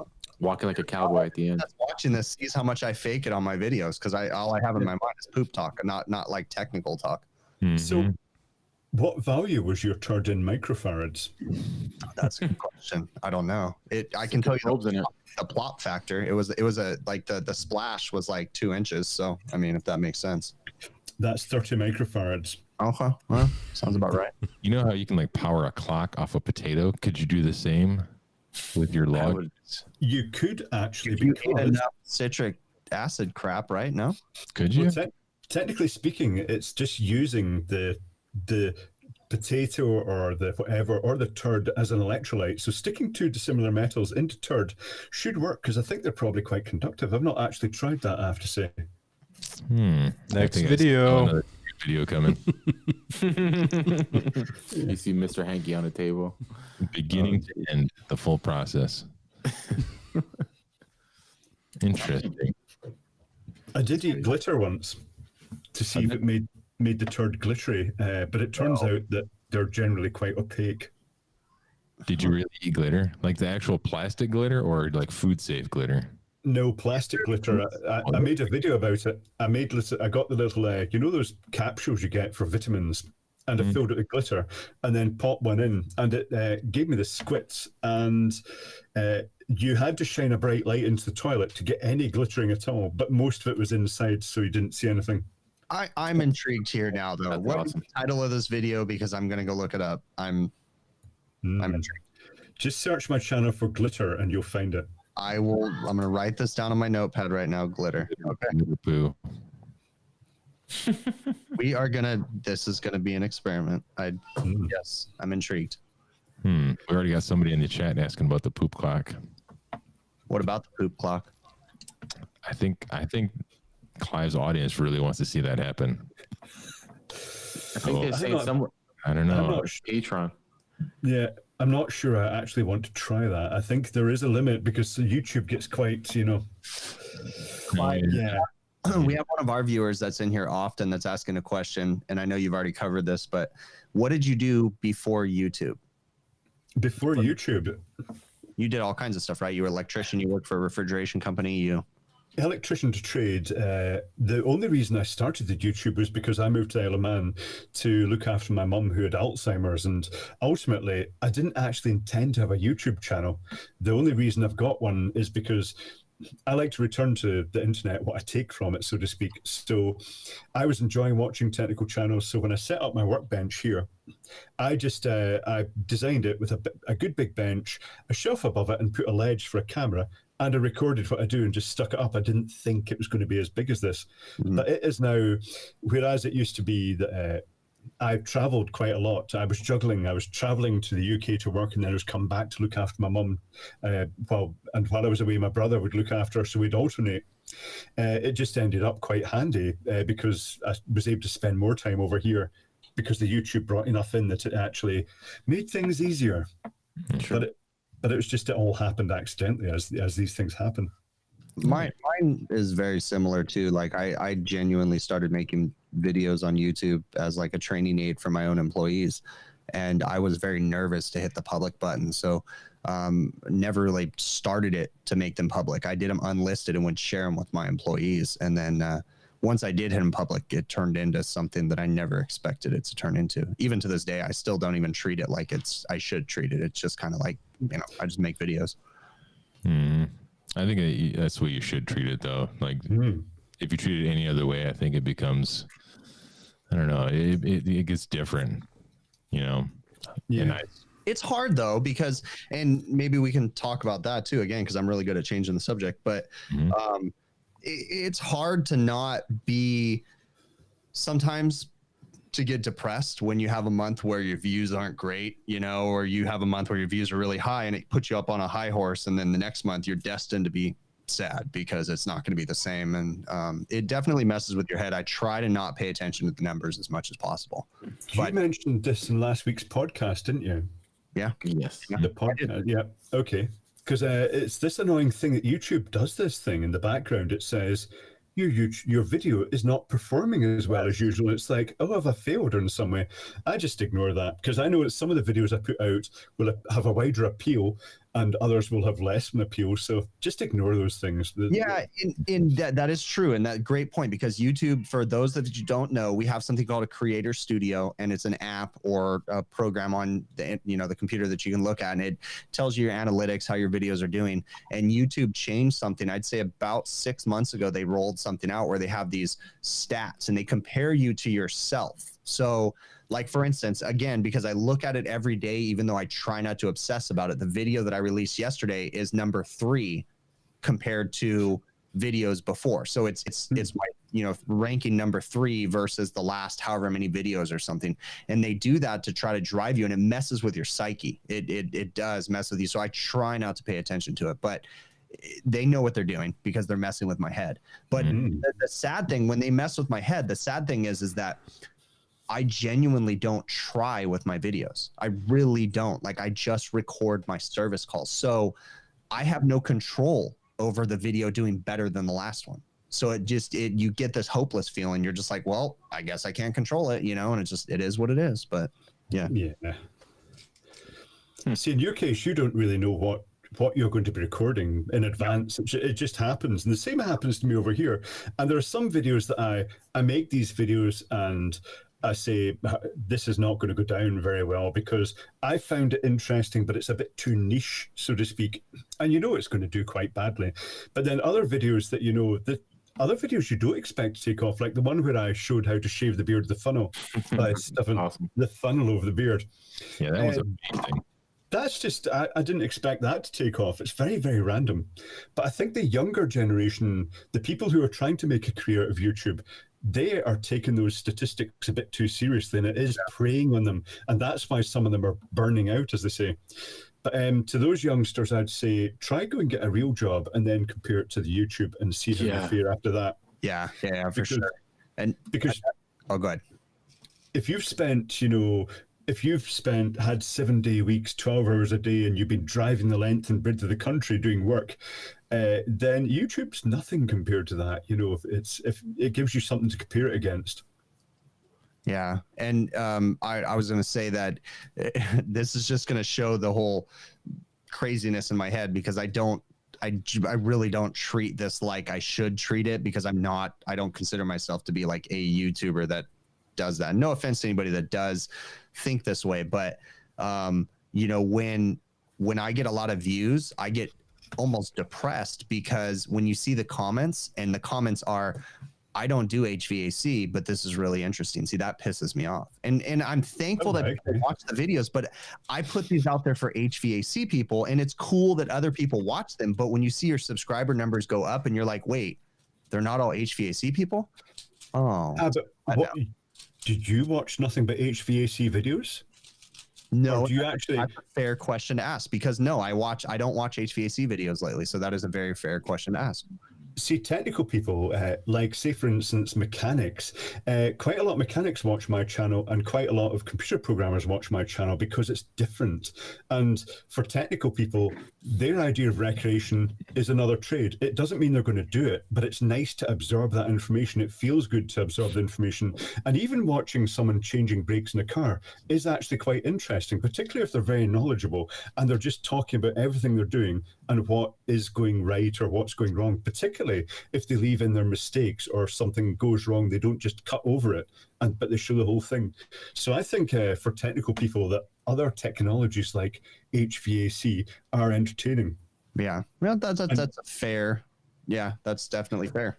Well, that's why I like your channel, Clive. When you, especially my most favorite video, maybe as of right now, anyway, the little mini USB power washer, a clothes washer.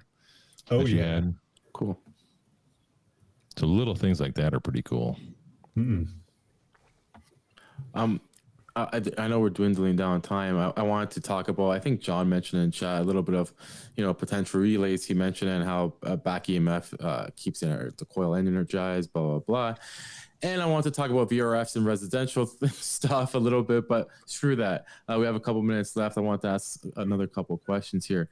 Clive, who was your mentor growing up in the beginning, if you had one? And the other question is if you know a YouTuber called, I think it's Av or Ave. I don't know how do you pronounce that. Ave. Yes. Chris. Yes. Oh, there you go. I do know Chris. Again, I watch Chris's channel, and I know he occasionally watches mine, just because the mechanical side, it makes a refreshing change in the electronics. But mentor, when I'm growing up, when I was young, from a very young age, I wanted to be a workman, of an electrician. And the first job I actually wanted was a lift engineer, an elevator mechanic. But that didn't happen because my dad stopped me. He said that you have to become an electrician before you become an elevator mechanic, which was wrong. It turns out that a lot of the guys in my class at college, because the way it works in the UK, at the age of 16, you leave school, and back then you had to go straight into an apprenticeship. If you didn't have an apprenticeship by the age of 17, then you didn't get an apprenticeship, so to speak. So you went straight into a trade. And a lot of the guys in the college, because it was day release, you'd be at work for 4 days, and then 1 day of the week you'd go to technical college to fill in all the technical details. And a lot of the guys in that class were lift engineers, because there was no formal lift engineering course. It was a blend of mechanical, but the most important bit was the electrical side of it as well. However, the mentor-wise, I suppose really that was the people. When I got my apprenticeship, I'd be working with electricians, but as you moved about from job to job in the country, you'd have you'd have different electrician you'd be working with. So ultimately, the mentor was the electricians I worked with and the lecturers at college. Cool. The good thing is, I heard the lift and elevator business, it really just has its ups and downs, Yeah, that's like my brother's business. My brother is an undertaker, and it turns out it's not a dying trade. Yeah, Shit. Oh, that's where that noise is coming from. Oh, well, you know what? You mentioned his name and you know him somewhat, so maybe you should say, "Hey, listen, Chris, I had a great time on these guys' show. Maybe you should go by there. They're a big fan of yours." Wait, who's a big fan of what's? Never mind. Ave, Arduino versus Evil. He started his channel, Arduino versus Evil, but it's mostly mechanical stuff he does. But it's done with a lot of character, which is kind of important in YouTube. I'm trying to think. There's a guy that does mechanical videos too, electronics similar to yours too, Clive, and he's in Australia. I find you can't just be monotone in your videos. If you want uber success in YouTube, you can't just be monotone. You can't just have a fancy deep voice and be monotone. You have to have something to accentuate it. Like if I had a Clive accent, maybe I should work on my Clive accent. EEV blog. That's another one I watched too. Oh yeah, EEV blog. Yep, that's Dave in Australia. Australia, yeah. The bizarre thing about EEV blog is, when I started off, I used to look up to Dave at EEV blog as being like one of the top electronic YouTubers and think, oh wow, he's a proper celebrity. I'm this much away from having the same number of subscribers, and it feels very, very weird. Because, you're a celebrity, Clive. You're a celebrity. Oh no, absolutely not. It feels strange that it's gone there. But fortunately, we have two completely different sort of audiences, but there is a bit of crossover. Sure. Behind the scenes, maybe I shouldn't mention this, but I will. We have electronic YouTubers private mailing list that we communicate backwards and forwards between all the sort of prominent electronic YouTubers, and it's just basically discussing what YouTube is doing and when weird stuff happens, and other things about. It's just for general chat, but it's useful talking to each other and getting advice off each other, and when things are going a bit weird, as they occasionally do. Yeah, see, we have something similar for us guys, but it's mostly used to vent about our families and our current situations in life. We had a Discord, but that turned into a disaster. Yeah, that was more of a disease than anything. That turned into an infectious disease, so we deleted Ike. Yeah. Yeah. A lot of bag-a-tagga. I'm still asked on a daily, where's the Discord at? It's like, yeah, not going to do that. No, I know. It's toxic, man. It's toxic. But yeah, we do have those secret private chats, not with the big giant celebrity people, but No. I think if Clive saw like 10 minutes worth of our chats, he'd be like, Yeah, he'd be like, oh my God, am I talking to cave people? Yeah. All right, okay. Yeah, it's pretty funny. So is the lockdown, is it starting to ease up at your end of things? This whole COVID? Yeah. Here in California, yes, it's starting to ease up for sure. It is here. So I know a lot of people have been experiencing financially tight times as a result of that. I think everything's going to more or less just get back together. So if anybody has been experiencing, rough times, just don't let it get to you too much. It's all going to ease up now. I think it's starting to get back to normal. I'm a great point, Clive. And I try to address this on my live streams a lot too, is that, don't think, and I don't know if this is where you were going, but I'm going to take it here. I don't think people put enough emphasis on mental health. And I think that people tend to not talk about mental health enough. And I think mental health is one of the most important things.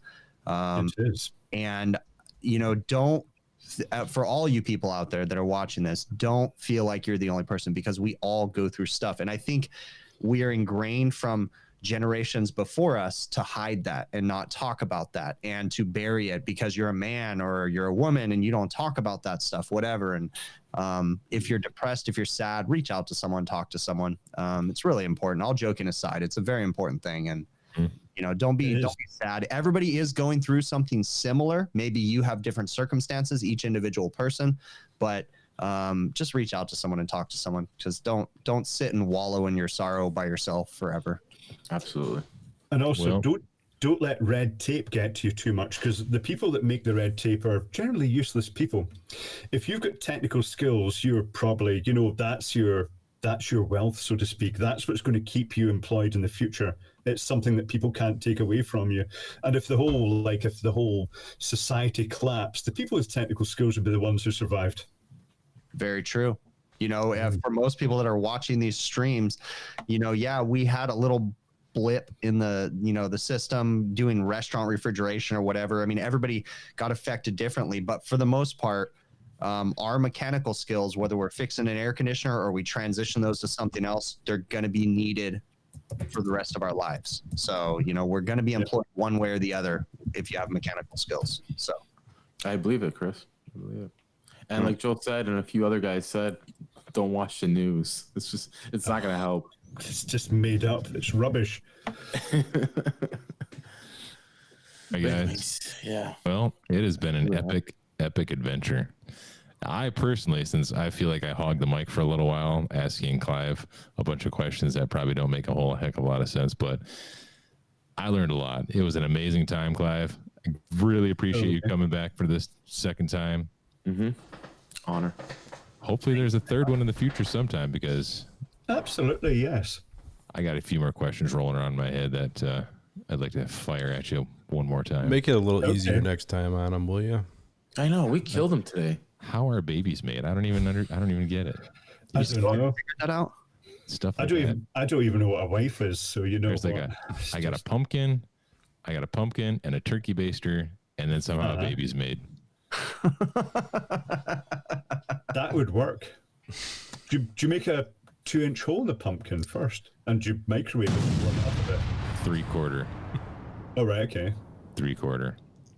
And then suck the juice out with the. We're not as girthy here in the United States. Oh, okay. Speak for yourself, Bill. Yeah. Length. Got it over here. We like to leave on a high note. So on that note, let's wrap it up, guys. like to say that, right? shout out to everybody who stuck around for this entire 2-hour-long live stream.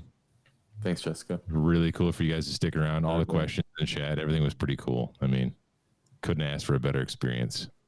Hey, you know what's cool too, Bill? Sorry to cut you off.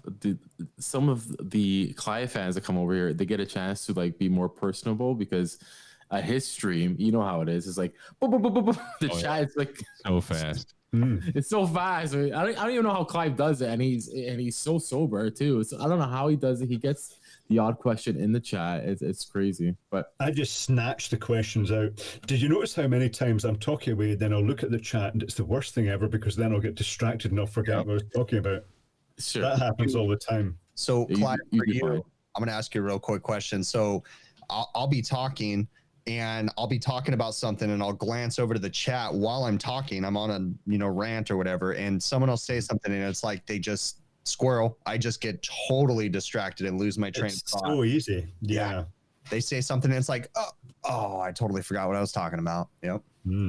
Happens. Cool. Well, thanks again, Clive. I really appreciate you coming on here. Yeah, pleasure. We need to link Clive's channel. Yeah, we'll do. We'll do that before we edit. Yeah, it'll pop up in the chat right now. So there's also a Big Clive Live. Yes, remember that. Which is the live channel and not the sort of main channel. Every Saturday at 4 p.m. 4 p.m. Eastern time, right, Bill? Yeah. And it's like 2 o'clock in the morning where Clive lives. It's 4 o'clock in the morning, Right now, right? Ridiculous. Wow. It's 4 o'clock in the morning right now. but that's normal hours for me. Oh That's man, awesome. you're an animal. Mm. Well, guys, I think it's time to get out of here. Yeah. It's been All a right. blast. Adam, you got the magic button. Whoop. Bye.